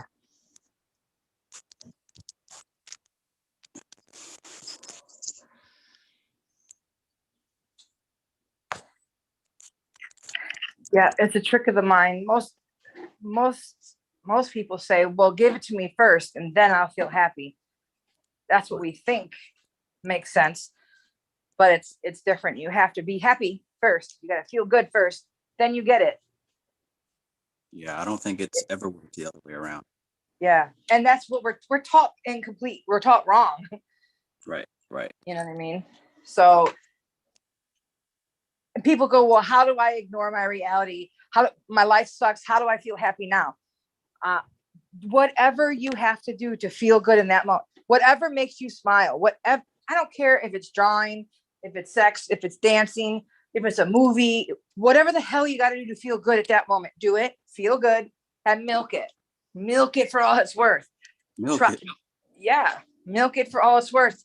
And in the state of happiness or feeling good, don't that's when you meditate. That's when you visualize what you would like to attract into your life. Don't say, okay, I want this, give it to me. I don't have this, can you give it to me now? Oh, it didn't work yet, I'm still waiting, nothing happened yet. Don't do those things. It's hard for pessimistic people to get that. My mother, she's in her 50s and she's starting to realize that she's got to change her thinking, because her negative thinking lost her an extremely large amount of money that she used to bring in, that lost her many friends and all kinds of, and it made her sick. She almost died because of it. Her negativity, literally, she was so sick from her stressed out negative mindset.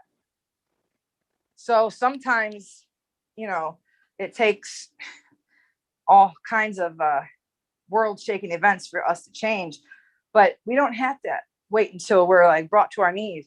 You don't owe anyone suffering. You do not have to be upset. Try to enjoy things. Come to a space of enjoyment as much as possible. That's why meditation is important, because when you're in a calm, relaxed state of mind, that's when you want to think about what you want. If you're angry, you're resentful because so-and-so has this money and they're making all this bank and you're poor right now and your bills are high and you're about to get your lights turned off and you're sitting here resenting them, saying, it must be nice to be rich. And that's going to fuck you up. Yeah. Go into a state of meditation. I know that sounds cheesy, but do something. Get calm. Get into a state of, all right, I need to chill out. I need to balance. What is this showing me? Why is all this shit fucked up in my life right now? What am I not doing right? What can I change about me? And then little things will start to change. And when you start being happy and you start feeling good, more reasons to feel good will come to you. If you catch yourself feeling like shit, jump up and down, just smile, do something to shift that fucked up mindset. It's a practice, because when you're used to being negative all the time, it's like ingrained into your brain. So it's a practice that you've got to, do all the time. Work on feeling good. Feeling good is going to bring that stuff to you. Feeling good, you'll have what you want. You won't need to do a love spell. You'll have who and what you want. You're going to be complete.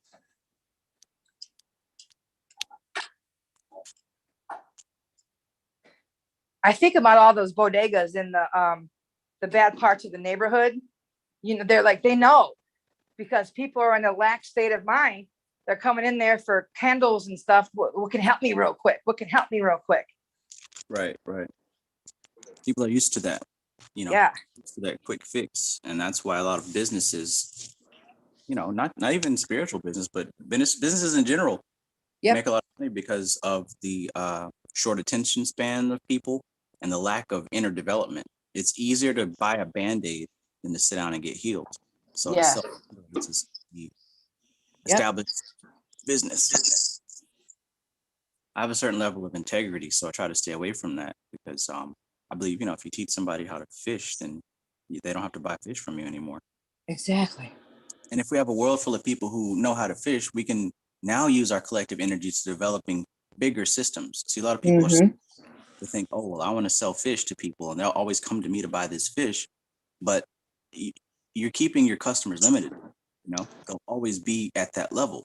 But if you teach people how to do more and to be more, now you can focus collectively on bigger things. Back to that abundant mindset. What I would love to have is an actual group of occultists who understand how magic works and understand how to use the psychic ability and know how to focus and do this top vision stuff and spirit communication, so we can together work on something bigger, right? I don't want to be teaching beginner shit forever. Like, I want to actually have a team of established occultists so we can work on bigger things. That's what I really want to do. I don't want to see spells and shit all day long. I want to have like a that know how to do this. And it's like, all right, guys, let's try to figure this out. Let's try to create this. Let's try to get into contact. Let's create, you know what I'm saying? Like, yes, absolutely. I definitely do. but everyone doesn't think that way. Some people just want to sell incense. Yeah. Well, and not everyone's meant for it. Definitely not everyone's meant for this, for, going bigger, going beyond just the mundane or the physical or the quick shots of like, ooh, that feels good. Ooh, this makes me feel good in the moment. There's more to it. You know what I mean? There's so much more. That dopamine. Yeah, absolutely. That's what I've been working towards with my channel. And that's now what I'm going to be accelerating towards with this app, is like a surefire way to train people in these methods so that we can now start to build a foundation on more of the advanced stuff. Because everybody wants to talk about the advanced stuff, but the advanced stuff is worthless to you if you don't know how to use it. Like, it's actually worse to give advanced stuff because you're going to misuse it, misinterpret it, which may cause more damage than good. Yeah, absolutely. No, I know I know it is. Mm-hmm.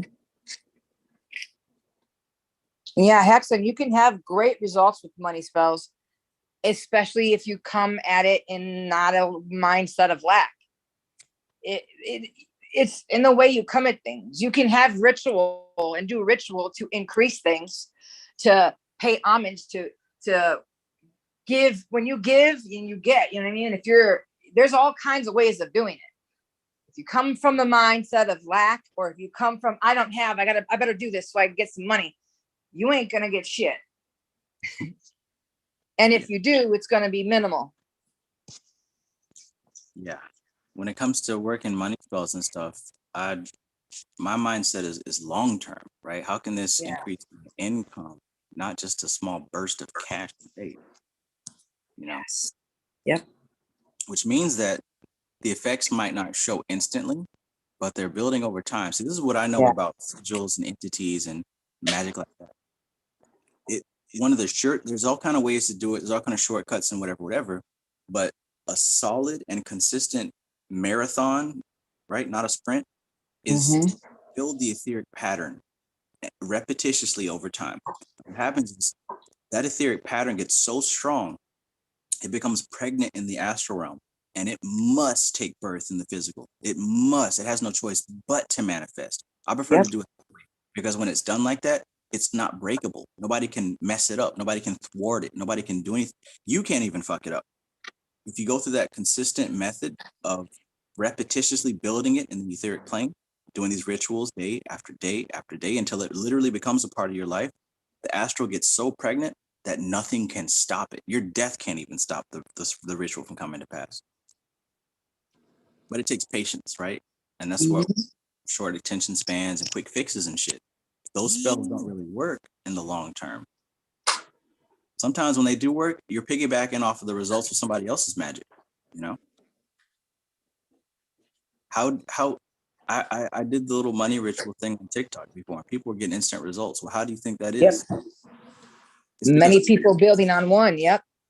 I've been putting so much effort into it, right? And so people are able to access that pregnant sigil, but it's not a quick fix. I've been working with that sigil for a long time. Exactly. And then we talked about the mimetic magic aspect of it. When you've got that, when you pull in other people in agreement with you, that yes, this is, yep, I agree with this. Yes, I put my focus on this. It makes it even stronger. That's why I like to do those public increases. And I usually give like 2 weeks, even a month in advance. And it's something I've already been working on, like you said, and had built up from a long time. It's not like a sudden, we need money, let's do this. Boom. Right. Yeah. These things work, and they work repeatedly if you understand the science behind them, right? And this isn't something that I made up. It's not something that's you can only get from me. This is how sigil magic works. This is how servitors and egregores work. You build them over time, or you hijack them from somebody else. But it's not going to happen just because suddenly you need to pay your rent. Like, you got to think today. That at least if you want long-term success, you got to think beyond today. If you don't want long-term success, do what you want. But obviously you're here on this channel because, you're looking for tips and tricks to get better at your spiritual game. Yes. Yeah, for sure. Hey, Stray Panther, I wanted to tell you something about Florida water. If you look at the ingredients, it is literally dye and alcohol. It's probably better to make your own.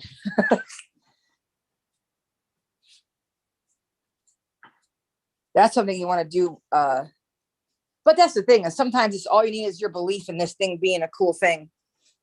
Mm-hmm. But it's fragrance, dye, and alcohol. The the Florida water everyone uses, the llamas and something or another, the green one. That's why I like making my own.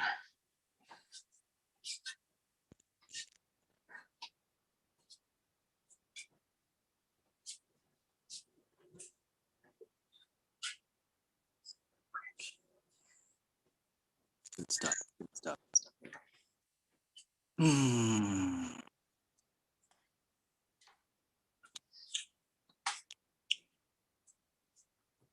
Goodness gracious. Yes. Can't wait to start teaching some of these frameworks, because I got some surprises. I absolutely have some things that I think a lot of people will be happy to get their hands on. Literally, physically put your hands on. Yes. That's always the best, when you get some goodies, some tangible things to pull in and to hold on to. Yeah. Yeah. In every way, I want to make this more than just, taking a course on magic. Like, this is an experience. This is an immersive experience that you'll be able to track your progress. You'll be able to see exactly how it's benefiting you. You'll be able to see just how this is making a change in your life. And I think that's the best way to learn magic, effective magic, is to be able to see the progress. Because a lot of us, we don't see the progress. We get excited about it, and if we don't see progress, then it starts to fizzle away. So with this, I'm literally putting together everything I can think of that can help somebody have consistent results, gradual progress. So when you look back in a month, 2 months from now, you're going to see exactly how this is paid off in every way. That's great.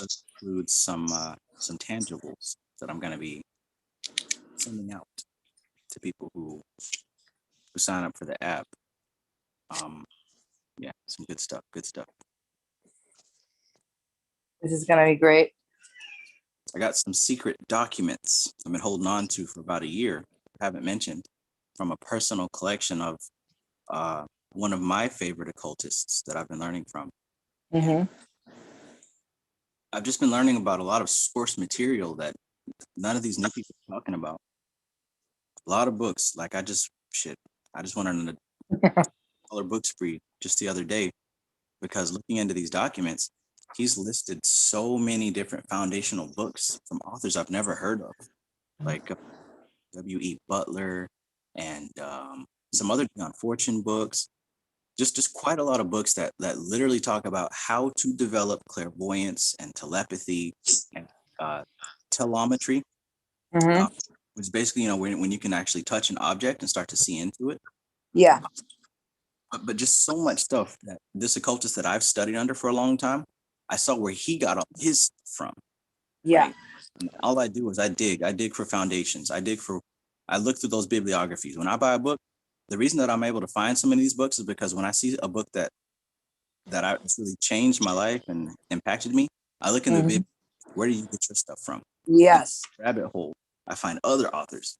So this Yep. particular author, I actually found he just has a whole notebook that I got sent to me that has a list of all the different books that he got each piece of his techniques from.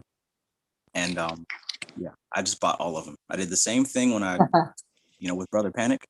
And yeah, this is going to be pretty incredible.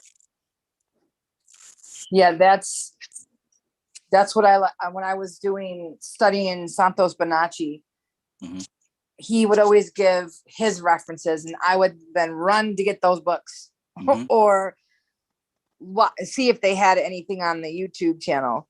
So, something I do love is that some certain channels on YouTube will do like they'll read the books out for you. You could be lucky and sometimes find these books, someone has either read them out for you or they're on there, and so I could play them while I'm doing work or something, playing in the background. But some of those old books don't even have any audio books, they're not very popular. There are only a couple copies, some of the ones that Santos was talking about. But I love to go dig to where they got their info from, and then where they got their info from. Yeah. That's how I do it. I don't really do the Amazon suggested. Every once in a blue moon, Amazon will suggest something that's worth getting. But most of my book recommendations come from the bibliography. Yeah. A lot of times there'll be times where I'll think of something, I have a question about something, and then I like Google it, try to find an answer to it. Most of the time there's something there. There's some kind of book or some kind of information, but a good amount of the time there ain't nothing about it anywhere. And I'm like, hasn't someone else asked this question by now? Right. And so it's not there. I'm like, okay, great. Now I got to be the one to fucking figure this out to give it to everybody because I know someone else is going to ask this question. And that it's funny you say that, because I was doing some more research in some of these papers that I was reading from my favorite occultist in his private collection. And he was writing about how in the Native American tribes and also in a lot of African tribes, how the medicine man or the spiritual person, a lot of them, they actually didn't have an apprentice and they didn't hand the tradition down to the next person. That's what we're taught in the West. That's what we think. Mhm. But he was actually giving a lot of documents where that wasn't the case. How the tradition was that you had to figure it out on your own. Because Mhm. the more that you're given, the less value it is to you and the less of a connection you have. Yes. I don't remember the name of the tribe, but there's this story. Herd all the buffalo, and when it was about to be a winter season or whatever, and they weren't going to have as many buffalo, they'd herd them all to a cliff and have them run off the cliff, and then they would shoot arrows down at them and kill them and take the meat, so they'd have an abundance to save and salt to winter. Well, he was getting really old and he was about to die, and the council got together and they're like, hey man, you're gonna have to teach the young dude how to do this or we're not gonna have food. And he's telling them, like, if I teach it to someone, it's gonna lose its effectiveness. The magic of it isn't gonna work. Yeah. Well, you got to do something. So it's like, all right, best I can do is have him come out here and ride with me, and hopefully he can pick it up. But what happened was, on that very same trip, while he's trying to herd these buffaloes, an accident happened and he died on the spot. So I'm guessing the way it was is because of him trying to show exactly how he did it. That part of the deal. He canceled him. So they went without having that meat. But because the need was there, the young medicine man, he took some of his friends out there and they lived with the buffalo for a long ass time, just trying to figure it out, studying it from the ground up. There was no answer, so they had to find it on their own.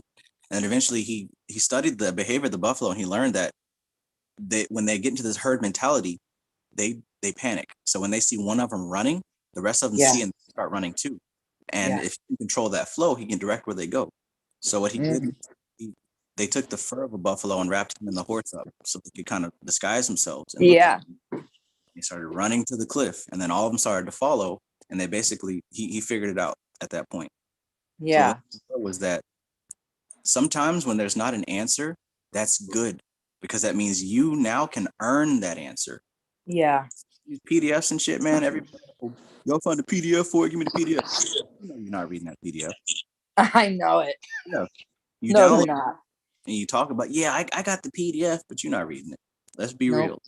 When you go buy that book and it's sitting in your lap or on your shelf, you don't always read it, but you're more likely to read it because you invest. Yes. Yep. You pay attention. That's just human nature. True. That's the truth. You're gonna pay with attention. You're gonna pay in some way. You're gonna pay. Absolutely. Right.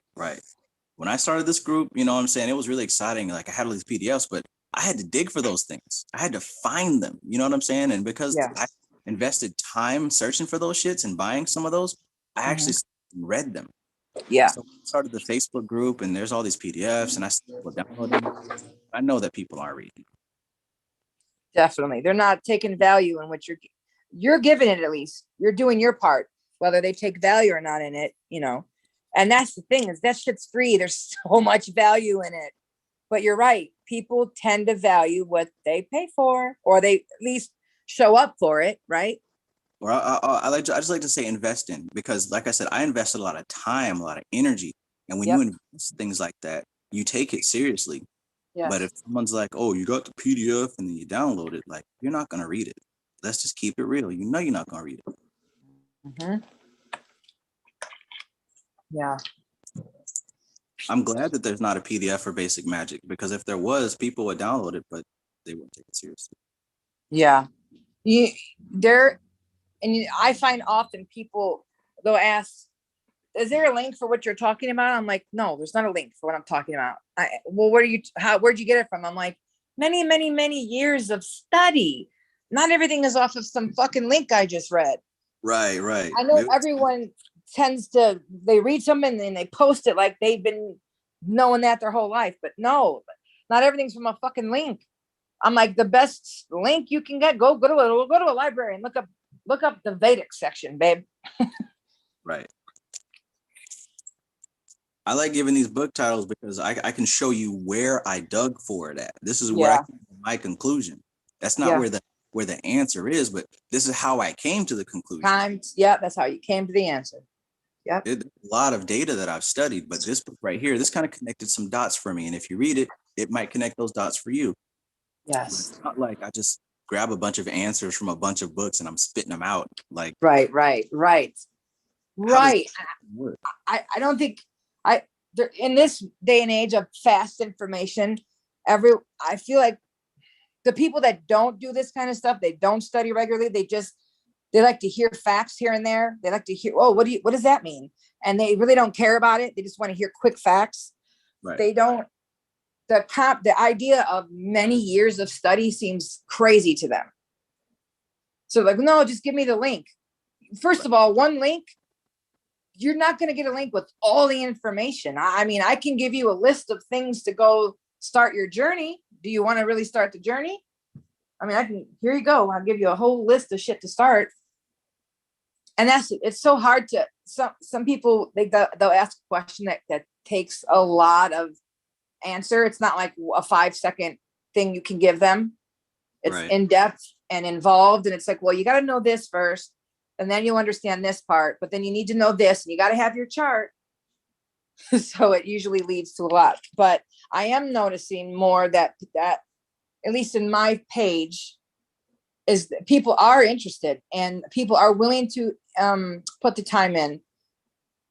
And I've been able to sort out the riffraff from the people that really are interested. And I just don't, you don't have time to answer the people that are just there to pull, to waste your time. But there are people that are willing to do the work and are interested. And I'm very surprised how many people on my page now have a little bit of knowledge of Vedic astrology because of what I brought to them.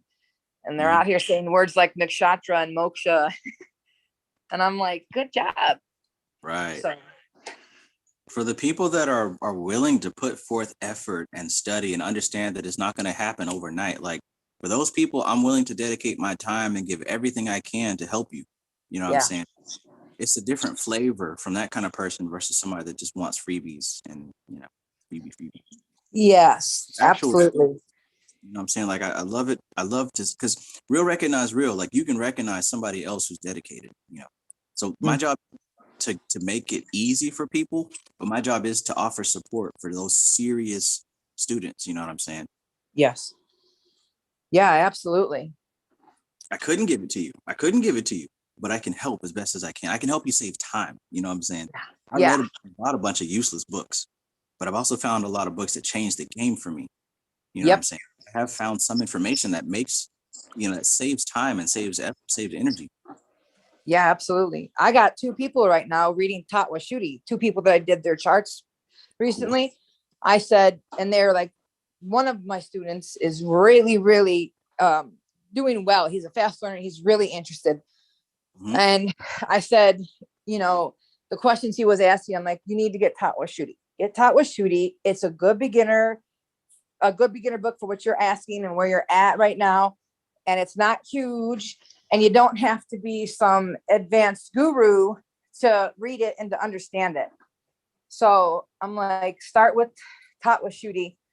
And he's has begun that. And I have someone else who's doing it. So there are, because the funny thing is Tatwa Shuddhi came right at a perfect time, because it really, when you remember me last year talking about the diamond and the K2 Rahu sides of the brain, that's really explored in Tatwa Shuddhi. Like I was able to get a deeper insight into the Rahu K2 diamond from Tatwa Shuddhi. It helped me see things deeper. So he's aware of the diamond information from before. So I'm like, yeah, you definitely want to get Tatwa Shuddhi plus all his Vedic study. He's got the Bhagavad Gita and something else.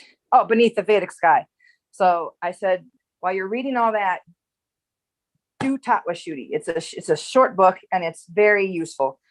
And it's such a good read. And it really helps to get a deeper understanding. Oh, also because he has some, I'm trying to explain to him how Tantra will help him. He's got a sexual addiction. And I'm trying to explain to him how to maybe how to balance it and how to learn how he can use sexual energy for a different focus instead of wasting it. Because he's like, I know all about inner alchemy, and I know that I'm supposed to hold my seed, but I can't, he's like, I can't, it's hard. And I said, well, you don't necessarily have to do that, the extreme. There are different practices through Tantra. And so that's how we ended up towards Tatwa Shuddhi as well. And I was like, this is like a good door entering, towards the Tantra and your Vedic studies.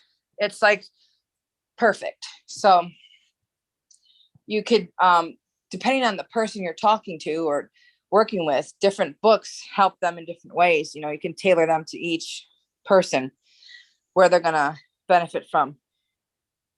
Some people won't benefit from Tatwa Shuddhi right away. Some people need to go first. They need to read things like you said, they need to first learn their chart in general, but the Mystic Kabbalah, like you talked about.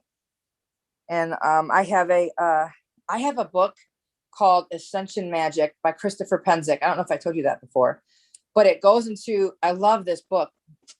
I had it for years, right? And only would just smoosh through it, not really get deep into it. But it has the Kabbalah in it, and it's all about inner alchemy.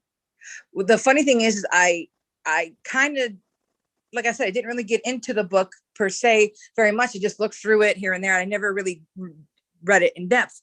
Then years later, after I was all into the inner alchemy and learning all about it, I came back to that book because I was like, hey, I feel like I've read something like this somewhere before.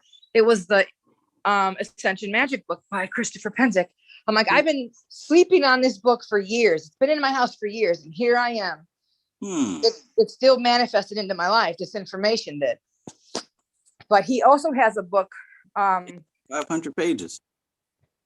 Yeah. And he's got a book, the Kabbalah book too. I love Christopher Penzick's work. He's got really good books. And I think that you would like his stuff too. I'm looking right now at my bookshelf to see where the hell is that. Damn, I don't know where I put it. But it's one of my favorite books. And it really breaks a lot of information down. and it's got some of, like I said, it's got Kabbalah in it, and it's got some Vedic aspects in it. So that's something I used to send people to who were into the inner alchemy. But it's also a book I bet you would really like. Got it on my Amazon now. Yeah, Christopher Penzick has great books. For whatever reason, I've been drawn to his book, to his work.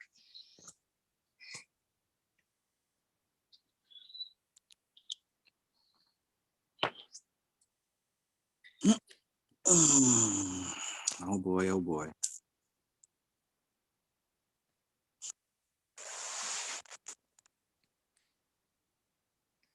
The big purple book. Yeah, I see it here. I'm gonna read about it here after we get off. Yeah. And you notice the Merkaba on the front, which was actually, and the flower of life and stuff, which was what led me to start doodling this book right here, because I saw it on the book on the table, and I just started doodling what I saw, and then I just went off and did my own thing.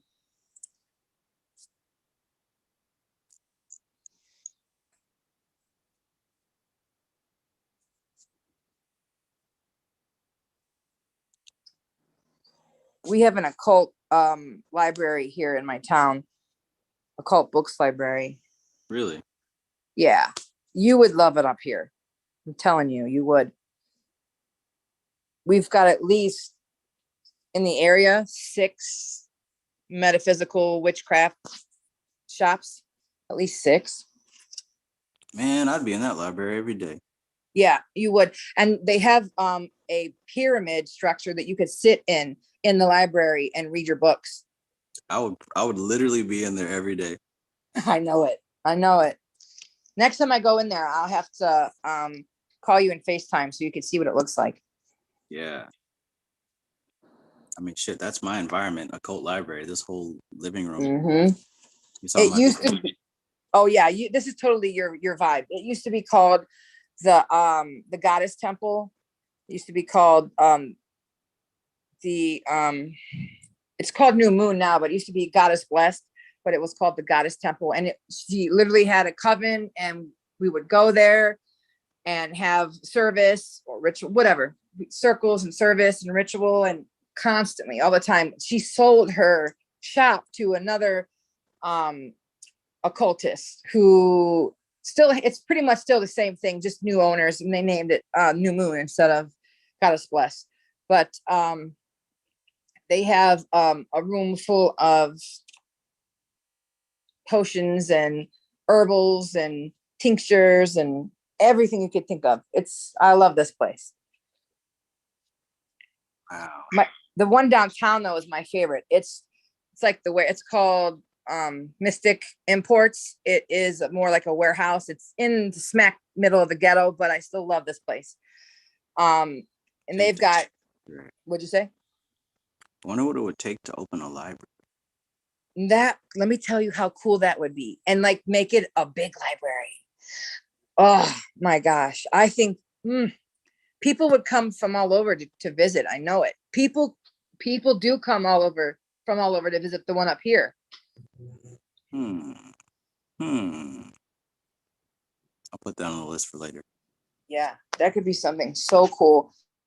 And the list of mystical books and occult books and rare occult books is growing out there. There's more people writing about such things. There's more people interested in it. So,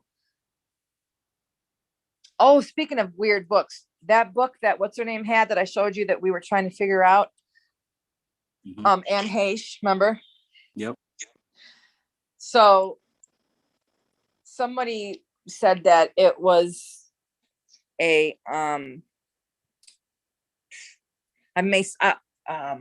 Masonic book, and I think it might be something similar to that, but it might just be something that is wrapped different than what we normally see, because sometimes there's like special edition books and stuff, like the 7 Laws or something like that, I think it was called.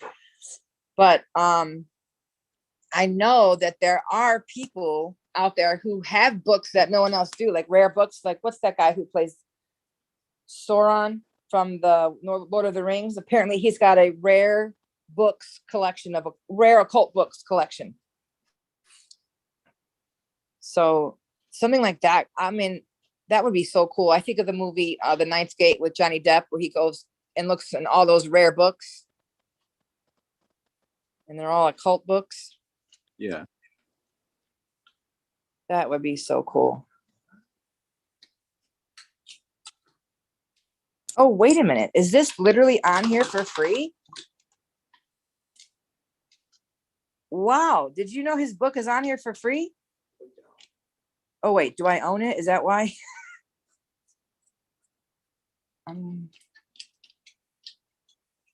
So the Ascension Magic book on Google book, it's did it open for you, or is that Well, I really don't like PDFs anyway, so I didn't even look. yeah, no, see the thing is when I hit it to look at it, all of a sudden it just opened up into It says Kindle 2441. oh, I must have a book app that I don't know about, because it's just it's open right here in this Google Books thing. See, there's fucking apps on my phone that I have that I don't realize I have. Yeah, some books they let you get the PDF if you buy the physical as well. Oh, see, I've had that book though since I was like 19. So, and I got it way before damn internet, before I got on the internet at least. I don't know. I can't give you an answer. Strange. Damn, I went on a book buying spree. I forgot all about that shit. I don't hate when I do that, but geez Louise. Yeah. I'll go on a tangent. But it's so fun when they arrive. It is, and I like that they don't all arrive at once. Yeah, so it's like Christmas every day. Now, some of them I found also were pretty rare and out of print. Some of them I could only find used copies of. There is one of them that I wasn't able to find an affordable version of it. I think it's called The Magician and Work. Huh? A lot of so there's one author who wrote, and these are all short books. One of them is about the etheric plane, one's about the astral plane, one's about the mental plane, one's about the causal plane. And all those are written by A.E. Powell. Mm-hmm. Those are all like $20 each. But let's see if anybody can find. Well, I probably don't want to give that away now because y'all might buy it before I get it.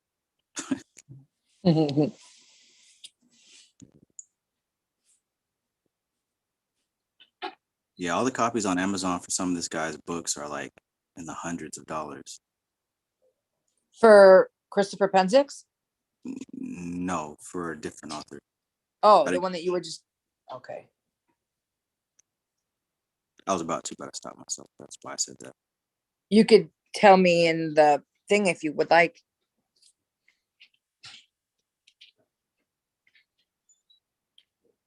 Goodness gracious. Yeah, okay. So it turns out I found out that this particular author was a student of Dion Fortune. That's why. Oh. And then he had a fellow student. Her name was Dolores Ashcroft Nowicki, and she's pretty popular now because she teaches a lot about witchcraft and Wicca. There's a lineage there, and I think that's why I vibe with this author so hard, because I love Dion Fortune's work, and she's one. Other author is one of her students. Oh boy. Interesting.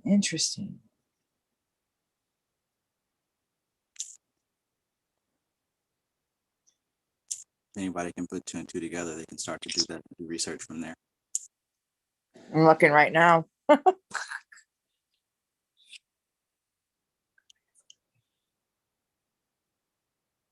yeah, man, I just cannot do PDFs. No, I love physical books too. I don't know. I love them. I love the idea of a library. Like, I want to have a library that has one of those ladders that you can climb up and like ride down the hall. I want one of those. Definitely get one of those. Have to. Definitely. I already have the big globe. I already got one of those. So and I've had it for a long time. When I put that in there, If you have that library room, you've got to have a globe. you have to. And you got to have a gold telescope. You got to. It's got to be, and then you got to have a gold compass. Telescope and a compass. Yep. And there's got to be a map on the wall. I have a map on my wall. Yeah, there's got to be a map on the wall. Forgot about Gotta that one. be. Yeah. And a leather chair with a big brown wooden cherry wood desk and a bunch of shit on it. Yeah. Man, I just love the idea of a big library. Like, fuck a game room. Give me a library. Right. I mean, as long as there's some a place for me to do some artwork in there. But I just love the books, especially books that are just rare or interesting or talk about topics that are not like, I don't know, just interesting topics. Esoteric in nature, occult.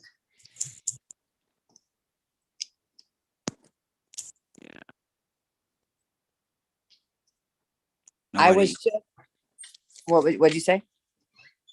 Nobody eats at the dining room table. So the living room and dining room has become my study. Yes, my dining room is my work room. Dining room table is filled up with books.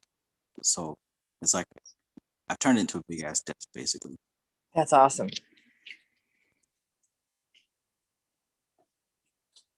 Everyone out here eats food and takes it to their room or whatever, but nobody eats. Nobody comes in here. That's probably because, yeah, they're probably eating in their room, like sitting on their bed or something and just watching TV and eating or something. Maybe on the couch. I guess I don't really care. I was listening to the audiobook Outwitting the Devil the other night, again for like the 50th time. Have you ever read it by Napoleon Hill? Mm-mm. It's so good. It's good. Basically, it's a supposedly it's a fictional, but it's more like a self-help, because Napoleon Hill is all about Think and Grow Rich, self-help. Mm-hmm. He's got great stuff.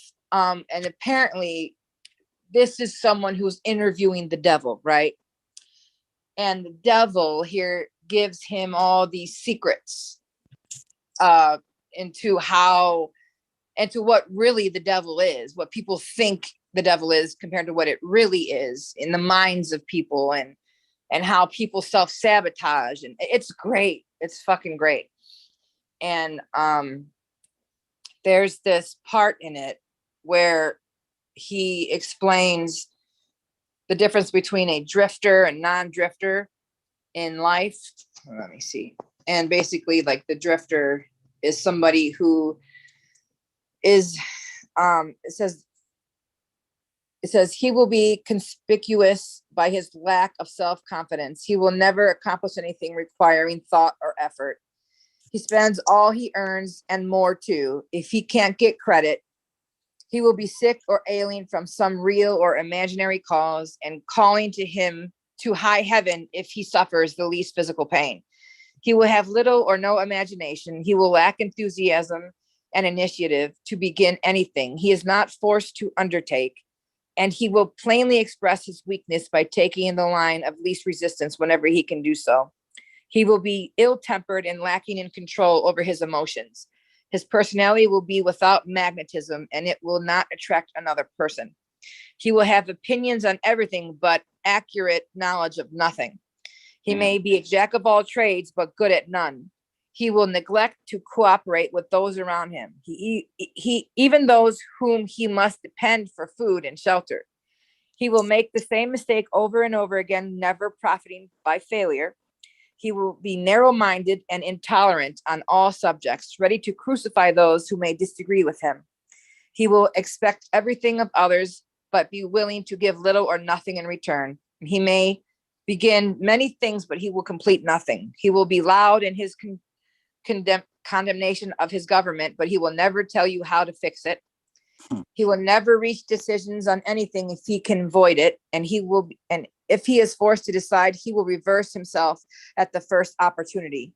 He will eat too much and exercise too little. He will take a drink of liquor if someone else pays for it. He will gamble if he can do it on the cuff. He will criticize others who are succeeding in their chosen calling. Sorry, hold on a minute. Shut the. Jeez. You'll have opinions on everything and nothing. Yeah. He'll have opinions on everything. Accurate on Knowledge nothing. of nothing. Yep. Nothing. But then he talks about the non-drifter. And he says, the first sign of a non-drifter is this. He is always engaged in doing something definite through some well-organized plan, which is definite. He has a major goal in life toward which he is always working, and many minor goals, all of which lead toward his central scheme. The tone of his voice, the quickness of his step, the sparkle in his eye, the quickness of his decisions clearly mark him as a person who knows exactly what he wants and is determined to get it, no matter how long it may take or what price he may pay. If you ask him questions, he gives you direct answers and never falls back on evasions or resorts to subterfuge. He extends many favors to others, but accepts favors sparingly or not at all. He will be found upfront. He will be found upfront whether he is playing a game or fighting a war. If he does not know the answers, he will say so. He has a good memory, never offers an alibi for his shortcomings. He never blames others for his mistakes, no matter if they deserve the blame.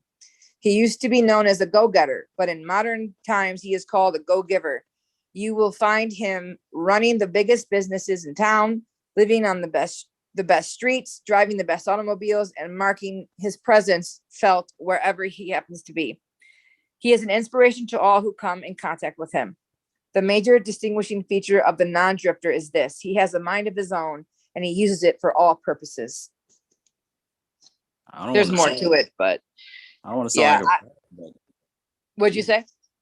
I don't want to sound like a brag or being full of myself, but that last description sounds pretty familiar. Absolutely. Absolutely. And I'm sure that we could think of people that we know that represent both ends, and I don't know. I just love this book because if you're reading it and you're anything like the first, hopefully it gives you a little bit of a wake up, right? It's like, I wonder, do I do these things? Maybe I should change something. And it's nice to hear when you're doing, when you're at least working towards fulfilling the things of the non-drifter. And this is Napoleon Hill, one of the most successful, richest men there was back then at that time. You want to find the people that have done it well, and copy what they've done. So modeling. Yep. Modeling. Yeah, he's got good books. Stop struggling. Yeah. Just figure out what you want, find someone who's done it, and model their success. It's that easy. You don't have to struggle and try to figure it out on your own. Exactly.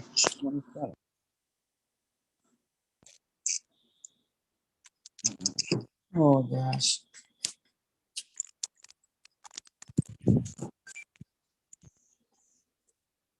Got me inspired now. Jeez Louise.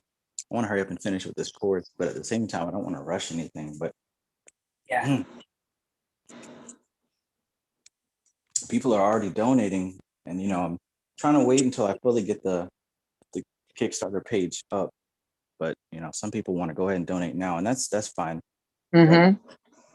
I don't know. That also makes me want to hurry up and get it done, because I don't want people to feel like they have to wait forever. But a lot of different things going on with this energy. But it was exactly how you described in the beginning, how Jupiter talks about the this expansion and this moving forward with the big dream and the big plan, but there's also the Saturn, which is like, do it deliberately, take your time, do it right. Yeah. Yep.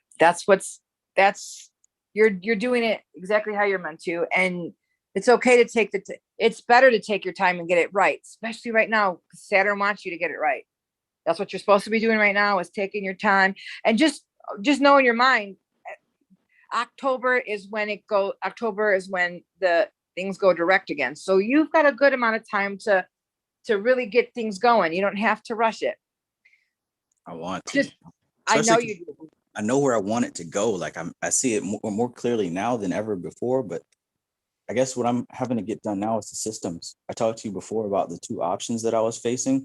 The one option was pretty much just the school, where it'll just be the lessons and there might be minimal commenting. The other option, which was way more expensive, where the developers are offering where they can make a full-on community where it'll literally just be like a Facebook. It'll be a social network, but it's only by me. It won't be any Zuckerberg, none of that shit. Like, it'll just be Magus Academy, Magus Society, and you'll be able to comment and like and share and post stuff and videos and all that. But that's going to be way more expensive. Yeah. I found that there are some other options too. I've been doing some more research and I'm starting to see. So yeah, it's good that I didn't jump quickly to one, because the more that I'm researching, I'm finding, okay, there's actually different things I've never heard of. Like, it might be kind of techno babble, but I discovered a thing called SDK, which is what is it, SDK? Software Developer Kit or whatever. Pretty much we can match different what's it called? Different things in the app, basically, where different developers you can buy packages of code essentially and kind of like Lego blocks, build your own app that way. I didn't know that was a thing. I thought you had to get like one team to do everything for you, but you can actually kind of mix and match with different folks. Anyways, what I'm learning is that through taking my time, I'm seeing that there are other options. Nice. Yeah. And just keep this in mind. Remember, Saturn will kind of delay anything from taking off until October anyways. Really? So take your time. Yeah. Remember, he wants you to get it all together. So you might be able to, right now, there's a good time to raise the money, get the plans going, and maybe launch in October. I don't know, whatever you think, but I'm saying October is when things will finally move forward, because remember, Saturn, even though you've already had this in the works, so you've been working on it, it's an idea you already had, so it's not new, but still starting new things could be risky. So that would be your planning part has already been started. The app part would be new. So I would be closer to October would be probably the best idea. Where are we in right now? We're about to be in August, right? Yes. It's only 2 months. You can get a lot done in 2 months. And you could raise a lot of money then too.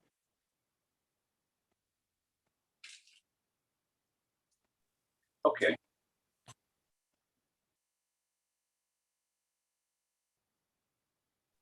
Thank you. That helps put it into a different perspective for me. Absolutely. One of the things I was looking at last night on the Cosmic Insights was I love it because see, I don't check astrology first. I check astrology second. Like, I do what I do, and maybe at the end of the day I check my astrology. And I saw like what it was talking about was I have these huge ideas rising, and there's something going on with the communication. I think it was Mars or Mercury, but something was going on with communication to where I wouldn't have anybody to talk to. So it felt like I didn't have anyone to bounce my ideas off of for a while.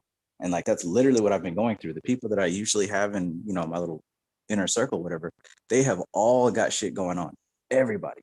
So it's like, I literally don't have anybody to talk to bounce ideas off of this app. So I feel like that's been kind of slowing things down for me. But now that I'm seeing it, that's what's supposed to happen, because I need to sit with my own ideas for a minute and figure this shit out. Yeah. And for you telling me that, talking about what's going on here all the way up until April, maybe I do need to take it extremely slow and take that long. Yeah. But yeah, these things can be difficult because when you don't have anyone else that is doing it, it's kind of hard to, test different ideas.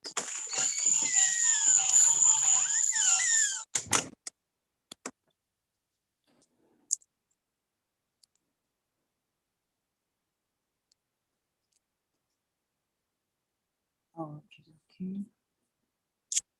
Oh, you're in the chat. Did you ask me a question? I'm sorry. Oh, it's all good.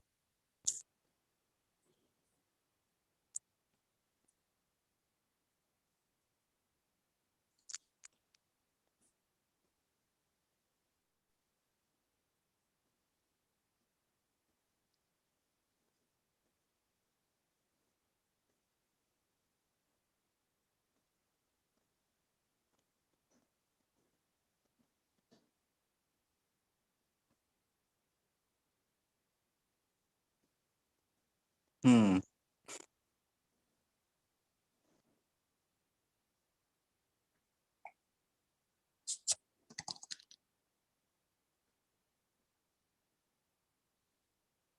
Yeah. Well, Tonight would be a good night for people to set out water, like moon watering, when it does moon water with Abhijit out there, because then you can suck in Abhijit's energy and power and use it.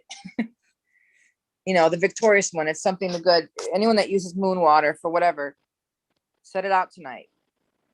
Last night would have been, from last night till tonight would have been great, but you could still catch it tonight. So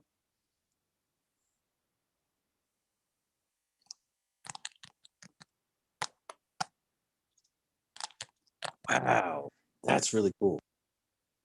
I didn't even know the moon was in apogee like that. yeah. Anytime it's between 6 to 10 degrees of Capricorn, that's Abhijit. That's between Uttara Ashada and Shravana, which it's in, sidereal Capricorn, not Aquarius.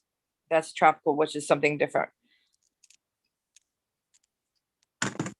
I just had this inclination to do the ritual with, with my spider sigil entity here. Last, I just had this inclination to go really as deep as I could with some of the new techniques that I've been learning from these secret papers I've got with the whole Tatwa vision. But I employed it on the sigil itself. So I went as deep as I could into the sigil and made a new level of contact, and I'm getting all these downloads, et cetera, et cetera. And, it was exhausting. I had to pass out right afterwards, and I woke up and continued the ritual. And that's when I saw a freaking spider was dangling down from the ceiling fan directly over the sigil. And I know like people wouldn't believe it because that's just ridiculous. So I went and grabbed my phone immediately and I recorded that shit. And you can see the spider dangling directly over the sigil. And this is after me doing that full night, a few hours long ritual under the full moon. I didn't know it was under apogee, but this is like the second time in a row after I did a ritual on that exact sigil, and there's like a spider right there. That's awesome. I filmed it both times, so I'm not making that shit up. No, I know you're not. I love when this happens. I love it because it's a symbol, it's a sign, Yeah. That's why. That's part of the reason why I chose it to be a spider, because you've got to have some type of physical manifestation so that you can know that what you're doing is actually having an echo on the physical plane. Yep. Have that call and answer system. You don't know if things are working out. You can only guess. Yep. Just like people's 1111, 777, and 333. That's another aspect. Yes, it is. It is. And that's what these things are designed to be. They're designed to be like a call and answer kind of system. Yeah. But a lot of people think, oh, I saw 1111. Like by itself, it's meaningless. Right. It's a system. What's the synchronicity? What is it that is telling you? Is it, yes, people will say, I seen 1111. What is it telling me? Well, what do you think it's telling you? For me, I know since I was young, I'm the kind of person that's always seen signs. Songs on the radio and different numbers and stuff have been talking to me since I was little. Like my son and I will get in the car and we'll be talking about something. Like, listen to this. We were driving home and I was on empty. And the song Man Eater was on by Hall & Oates. And I said out loud, I said, should I go home and park? I'm on E. And the song said, I wouldn't if I were you. Damn. And I was like, we all looked at each other and I was like, maybe I shouldn't. Maybe I should. And I was like, damn, I'm tired. All right, I'll go home and park. Fuck it. I didn't listen, right?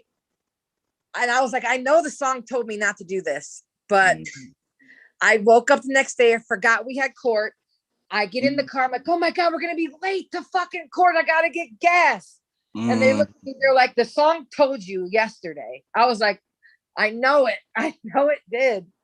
Yes, that's precisely how it works. I'm like, man, or songs that so often talk to us because we're in the car driving a lot and things like that'll happen. Or there's so many, we went on to, there was a car accident one time and one of the songs, said something about an emergency, something. And my son and I looked at each other like, this is so nuts. The music's speaking to us. Yes. That's even a level of understand. I forgot the name of it in yoga, but that is a level of understanding where your immediate environment communicates to you in accordance with your spiritual practice. In the West, they called it the oath of the abyss. But everything, it has its origin in the ancient Middle East, in India. Heck yeah. Here's my full moon. It's bright orange, like you guys. Same. Like I got a video. Yeah, that's gorgeous. I got a video from last night that I took. My daughter and I went into the Metro Parks, which is a huge valley of forest. And there's a huge hill. It's called Hogsback. It goes way high up in the sky, and it's pitch black at night. There's no like lights down in the park, but the sun had just went down fully over at the horizon. Excuse me. So it was really pink behind me, but on the other side was this big ass bright orange moon. So I took a video of it, and it had all the damn lightning bugs in the park were glowing in this pitch. We were in this pitch black with all these green trees and these lightning bugs. It looked like fairies everywhere. And I thought to myself, this is probably where people were thinking, oh, there's fairies. They're fucking lightning bugs. But, like Tinkerbell fairies. Oh, the lights on a fairy. But they were everywhere, all over the place. And then all these crickets were singing. Oh, it was just gorgeous. But the moon and the sun has been extremely red for a couple of weeks. Yes. Have you noticed that? See, it's not just me.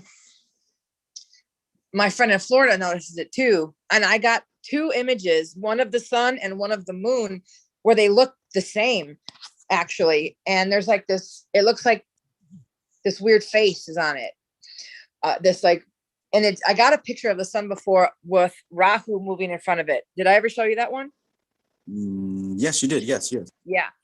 So if you're lucky, you can get it, because the thing is with Rahu and Ketu, they're infrared, but you can sometimes get them at the right shot with the right, lighting. And there's something has been in front of the sun or with the sun and the moon for like a couple of weeks, when we just had those eclipses. So something is still sitting in the area, and they usually, when they call it, the red blood moons and stuff, and when the nodes are close to the sun, they usually say that's leads up to some kind of event happening, like the blood moons and stuff. But we're supposed to be out of the eclipse season, so it's interesting to see that they're up close to them right now, the way they are. You could see them. I got pictures of them last night, of one in front of the moon. So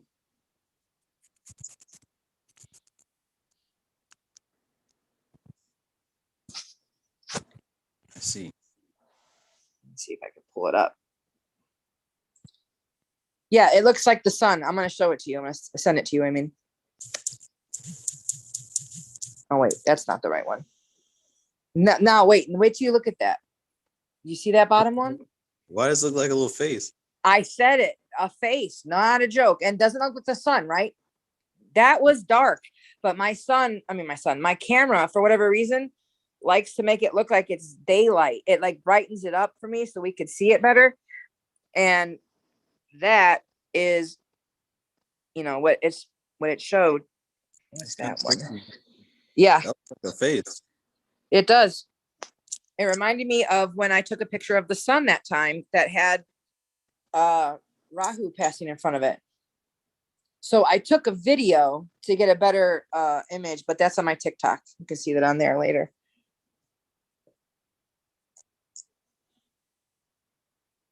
Yeah. I don't know if you can show that. There it is. Look at that, guys. You see that crazy face? And there was nighttime. This is clearly daytime. Yeah. Well, it looks like daytime, but it was actually dusk. It was darker than that. My camera just makes it brighter. When it's dark outside, my camera lightens it up so we can see it still. But there were no clouds. You see, that's not cloud right there. There's no clouds. My daughter's like, why is the face different today? I was like, one of the nodes is messing with it. That's what they call a man in the moon, right? Yep. And then some people also see a rabbit. And I see that. Yeah. Oh, you could definitely see the rabbit when you turn it on its side, a rabbit with an egg. But you usually see that when you're like in Australia, because you see the moon from a different perspective.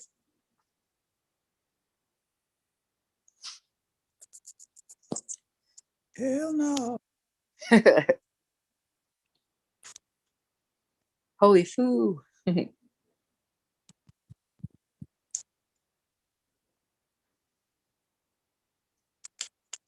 Wonder what happens if I mix that with my lightning water. Yeah, definitely pull out definitely whoever can put the water out tonight under the moonlight, do it, and as much as you can. Thankfully, I have a huge 5-gallon container that I leave out on my porch that gets sun and moonlight constantly. So it's going to pull in all kinds of goodness tonight. Definitely something good to use. And something else I like to do is collect the rainwater, especially from a thunderstorm, lightning storm, and then set that out. That's the best stuff to wash your hair with. It'll make your hair grow fast.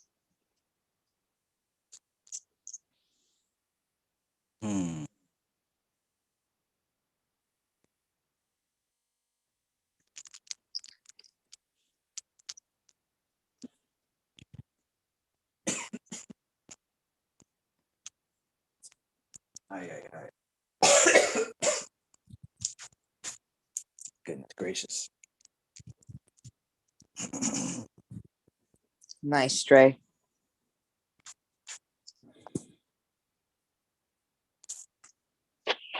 Did I tell you that I have a globe of plankton that glows? I told you that, right? That sounds familiar. Yeah. So there's this place that sells plankton that you can farm, like feed them. And oh my God, I haven't moved them in a while. There's a lot of them in there still. Basically, they're in this globe I have, and look at all that blue light.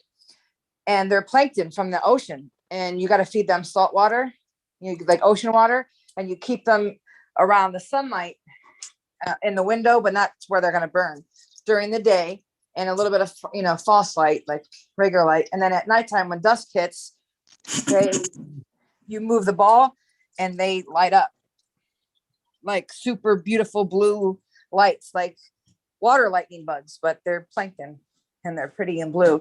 But I like to put them in the window where the moonlight hits them and use them in some of my rituals.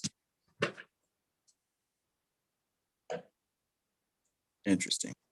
Like a direct link with the sea represent my Cancer sign or whatever I would decide. flow of money or whatever I'd like to do. Flow of inspiration. I mean, Yes. I'm just gonna do a straight focus meditation on Apogee. I'm probably gonna repeat what I did last night, but now that I know that the moon's still in Apogee, I'm gonna focus more on that. 'Cause I had Yes. I did it before bed, and then I went into a dream, and then I woke up still, with the effects of the ritual, and went back into it. Then I had the spider thing, which was a sign to me that I made contact. So I think I'm definitely gonna try that again, being full moon and apogee. Because like personally, I don't really do the water thing outside of the crystal, and I don't knock it either because it works. But I think I'm definitely gonna sit my ass down and continue that meditative process. Absolutely. Take advantage of it while it's happening. However you want to do it and take it in and whatever, but it works. It's definitely helpful. I like to drink my Apogee water. Take it into me physically. Yeah. Yeah. I mean, I guess it could work if I just leave a water bottle out on the back porch, right? Yeah. Anything. It couldn't hurt it, right? I feel like for me, I like to program. I like to, when you like holy water, when you program your water with like the Dr. Emoto experiment where you program your water. That's what I think of when I'm doing moon water. And I don't set it out for every moon because some nakshatras are not a good thing for me. So I don't put it out every full or new moon. It's only certain ones that are going to be helpful to me. So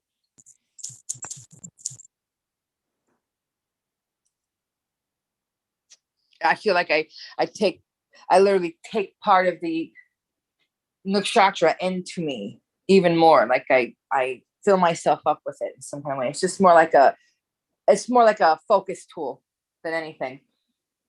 But at the end of the day, nothing has power unless I say, right? Mm-hmm. And there's a million people out there that don't do this, that have all kinds of success.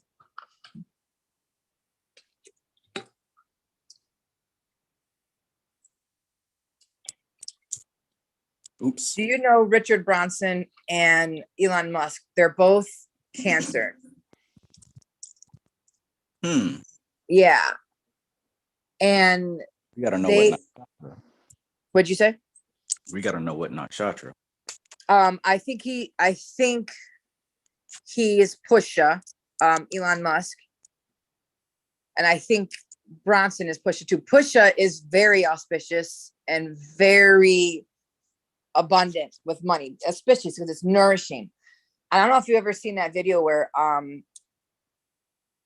Elon Musk like had to hold back tears because his heroes, dogged him about something, like somebody he looked up to.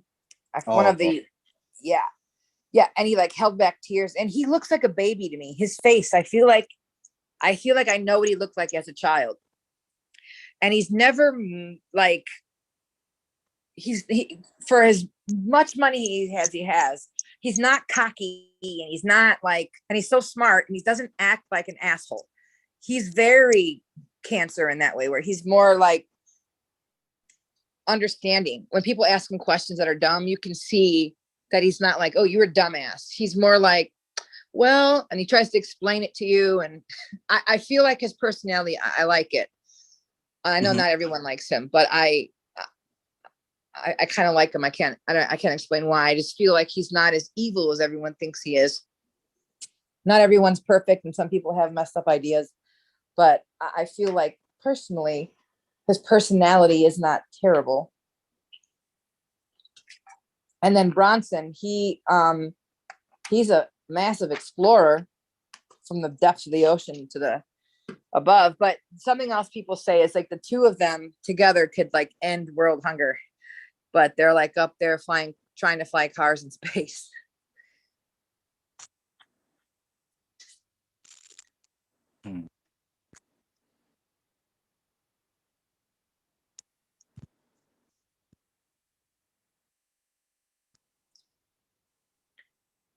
Reaper asks, Can anyone tell me about element candles, fire, water, etc. during meditation? Do I just assign an element to each candle, except for the one the spirit is associated with?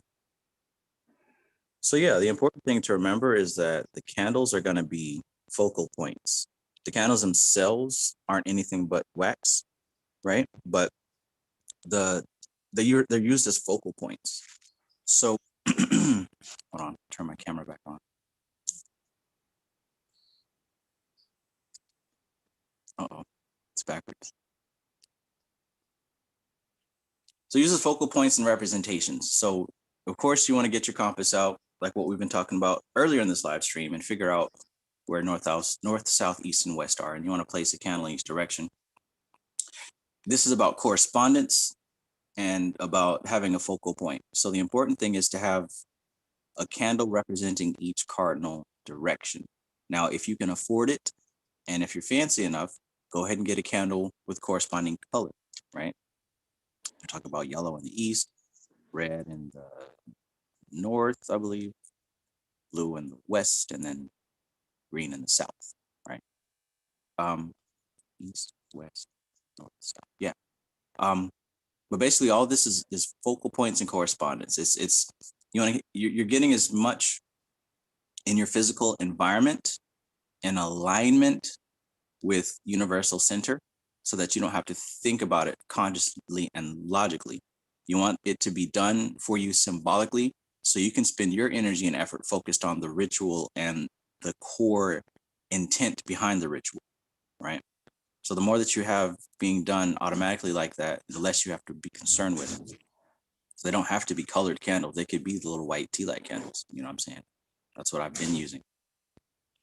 Because the important thing is just they're all just indicators and placeholders and symbols. That's the basic gist of it. But I guess depending on what the ritual is that you're actually doing, that I could probably give more information on that.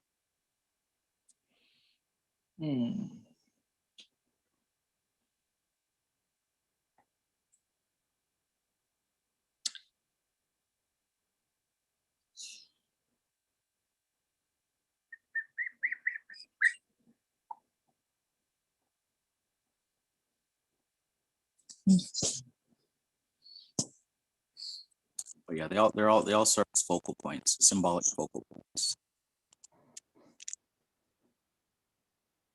I wouldn't put too much weight on it. You know what I'm saying? That's what I did in the beginning, because I was kind of believing that it was the physical item that held the power, but really they're just focal points. And I learned that from putting less and less effort on making it perfect. Before I used to get the candle of the specific color, and then I started, I was broke, so I just started getting the cheap white candles, and I got the same results, if not better. And that's been because I established a repetition pattern to where my mind automatically knew what was going on. So experimentation, that's where you get the best answers from. Try it out. Risk doing it wrong.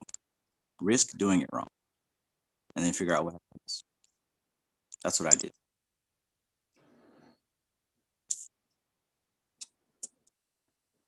Good question.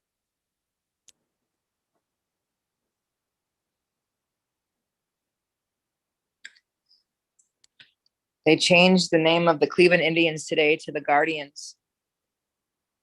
Interesting. I like that they named it the Guardians, though, really, actually. Yeah, we have a bridge here. The Bob Hope Carnegie Bridge it's got these huge statues of 8 different guardians.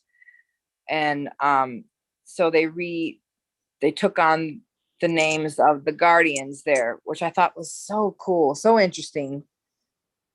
I'm going to send you a picture of the guardians, what they look like.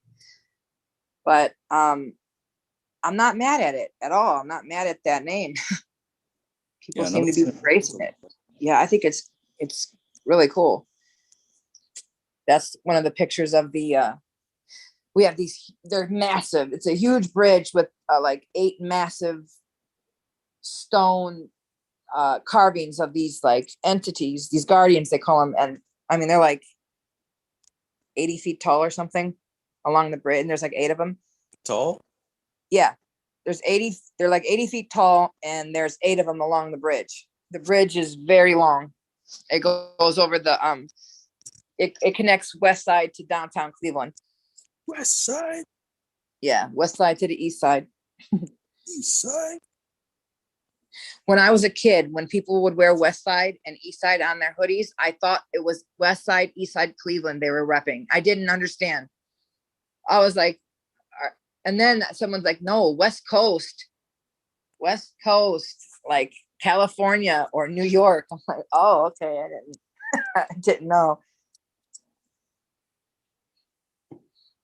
Thought that was a Cleveland thing.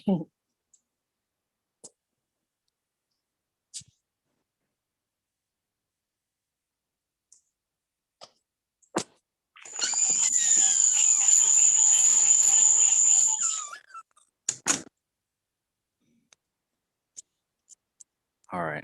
Well, I think at this point, I'm gonna go ahead and maybe grab a bite to eat and get back to work on this app Yeah. business. Is this a cartoon? No, that's real. That's a picture of the bridge of one of the Guardians. No, that looks like an anime or something.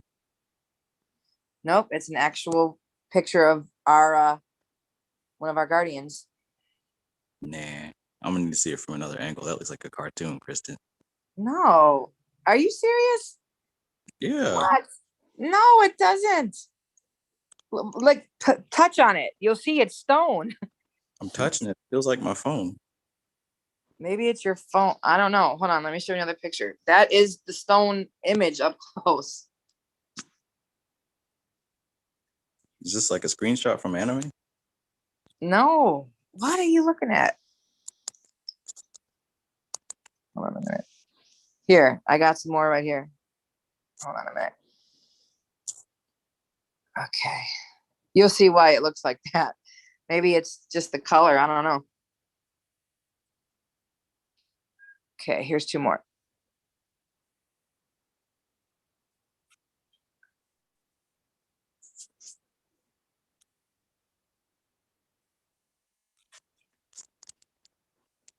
That's definitely Photoshop. These are pictures of the bridge. They're floating in midair. Yeah, those are, but those are actual images. That's what they actually look like.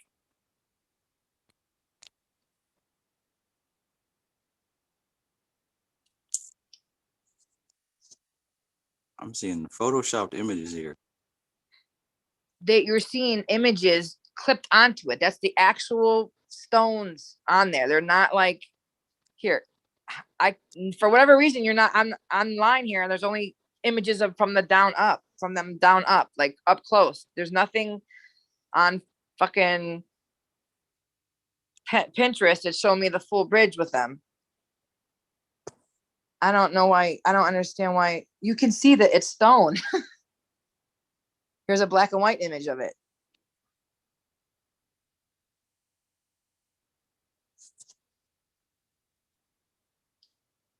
These are on the bridge, like holding the bridge up.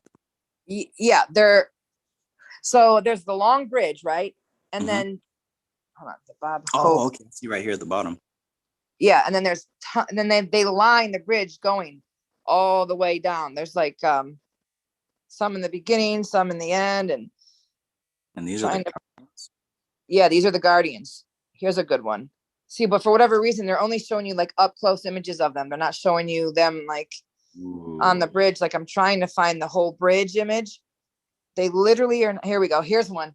Thank God. I'm like, damn, how hard is it to get a picture of the whole bridge? Okay, here's 2 more that are cool. There you go. Hopefully that'll help. The last one really gives you see how they are onto the bridge. Okay, this one looks real. They're all real though. None of those are fake. The other one, the other one's a Photoshop. The only one that's the Photoshop are the one where they're floating images, but the pictures of the stones themselves are not changed. They're not added to. They're just moved around. Floating rocks. Floating rocks. Yeah, floating rocks. That's really cool. Yeah, and when you go down there, they've got some of these. They've got, look at there's like layers of stone. If you look at the first one I showed you, if you look up at the face and you open, yeah, enlarge it, you'll see what I mean. Enlarge the first one I sent you. It'll look, you know how the limestone's layered, or the sandstone. I forgot what kind of stone this is.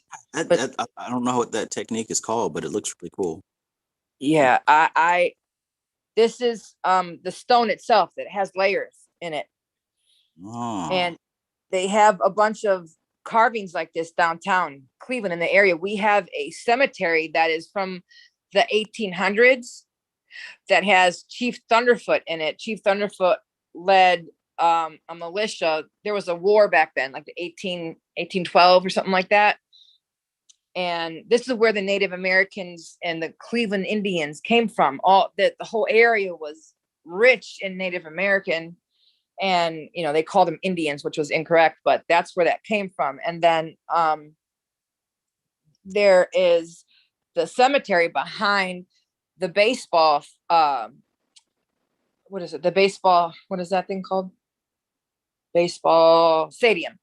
And that's where all the Native Americans that won the war and that were big in the area were buried. And the Chief Thunderfoot's there. And there's all these old tombs, and people go there and leave offerings all the time on the stone. And the stones all look like that. They have this like sandy texture and this lines and this grit in them. And they all have carvings. I'll have to get some pictures of the cemetery. It's gorgeous, actually. It's super old. You can tell it's old, but it's pretty cool. Yeah, we got a lot of old buildings downtown too. See. Yeah. I like giant stone statues. Same. I think when I was in middle school, I had a crush on the Statue of Liberty. She was just so big and green. In any case, speaking of green, I think it might be time for a bowl of spinach. There you go. Wow.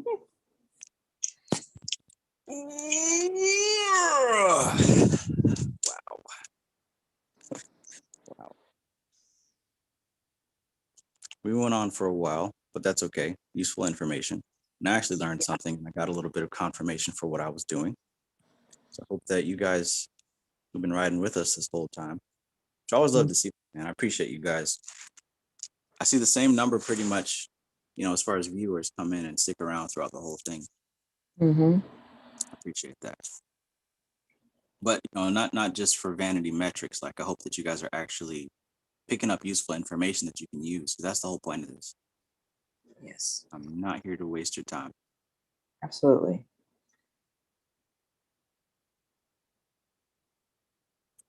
All right. Well, is there any parting words of wisdom that you'd like to share with us?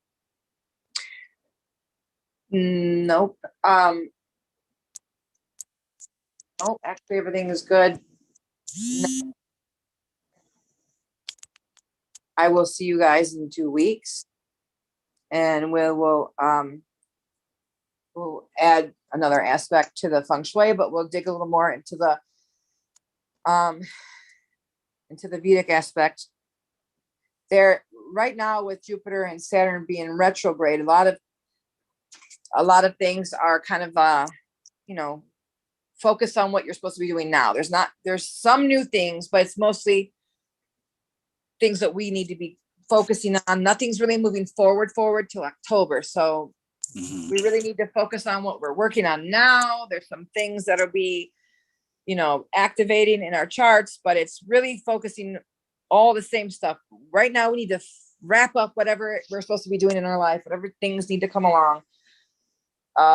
Will come along later. But right now, we need to fix ourselves and transform, and that's what's happening right now. So I really want to, while we have a moment to dig into the feng shui because of the fourth house, I want to do that, since there's nothing I could tell you too much right now for you to start something new, because you shouldn't right now. Not why Saturn is in retrograde. So just take care of your business. We'll get back into the Vedic more full time, but right now I'm just while we have the moment to do that, we're gonna pull on the feng shui a little more so we can then balance our fourth house and our 10th fourth house axis, and then we'll move on to the next. So next, in 2 weeks, I will see you guys back here and we'll talk about the flying stars. If you guys, yeah, the flying stars for the year. So where the star numbers are in this year and what that means. And then if you haven't already done the facing, what direction your house faces, try to do that, because you want to have that when we do your facing and your period, the time you moved in, when we do the configuration for that. So then we can go forth with the flying stars. But I will see you in 2 weeks. Peace, love, and all that comes with that. Yes, yes, yes. And just also a note for everybody, you'll notice that I'm not as active on social media as I usually am. That's because I'm dedicating all of my energy and effort towards the development of this app. And currently I'm at the stage of really trying to weigh the options and figuring out if, I definitely want to have the teaching aspect of all the different layers and levels of occult practice, but I'm deciding if I want to have a social network option, right? Pretty much where, like I mentioned before, it might kind of be like Facebook, where you can create your profile, comment, and have groups. I'm weighing the option of whether that's necessary or whether that's unnecessary. I might run a vote to see what people think, but ultimately just stay tuned, because I'm still working on it every single day. It's absolutely not forgotten about. I'm just not online as much because I'm doing work with pencil and paper and communicating with these developers. What else? So yeah, and this is, quite an expensive project. So I am going to be asking for donations to help with that. I'm going to be releasing the GoFundMe page here soon, and this is for people who want to donate. Now, for people who want early access to the advanced program that I'm going to be offering, and this is going to be coming out before the app is public. So if you want to be a part of the early training so that I can get feedback and testing before I release it, you know what I'm saying? If you want to be part of that initial group, there's going to be an option for you to sign up for that as well. It's going to be limited because I want to get up close and personal, just to make sure that everyone is able to receive this information, to utilize it, and track their progress. Pretty much this is a prototype to see if a group of people can learn this. So yeah, if you want to be a part of that initial group, the hands-on help and everything like that, then there's going to be an option for that as well. So stay tuned. But yeah, we'll be right back here in 2 weeks. We're going to talk about the flying stars, and Yes. we are going live on Sunday for the study group. I do apologize, I didn't pick a book yet because, like I said, I've been so focused on this app thing that I haven't really been looking at anything else. But we will get that straightened out. We always do. All right. Yes. So, as usual, I appreciate you guys. I absolutely appreciate each and every one of you, because each one of you gives me reason and purpose to do what I'm doing right now, right? Because otherwise it would just be me face deep in a book, just somewhere out in the damn woods. But each one of you give me a reason to create, right? It's more than just for myself. I do this because I genuinely want to help anyone who wants to move forward with this. That's my passion. That's my goal. So I appreciate you for giving me purpose and direction. All right. So yeah, I love you guys. This is TK Trav, aka Travis Mages, here with OVX 777. Peace. Peace. Thank you for coming.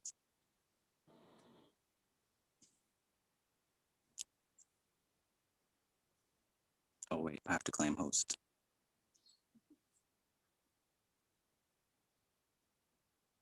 Good night.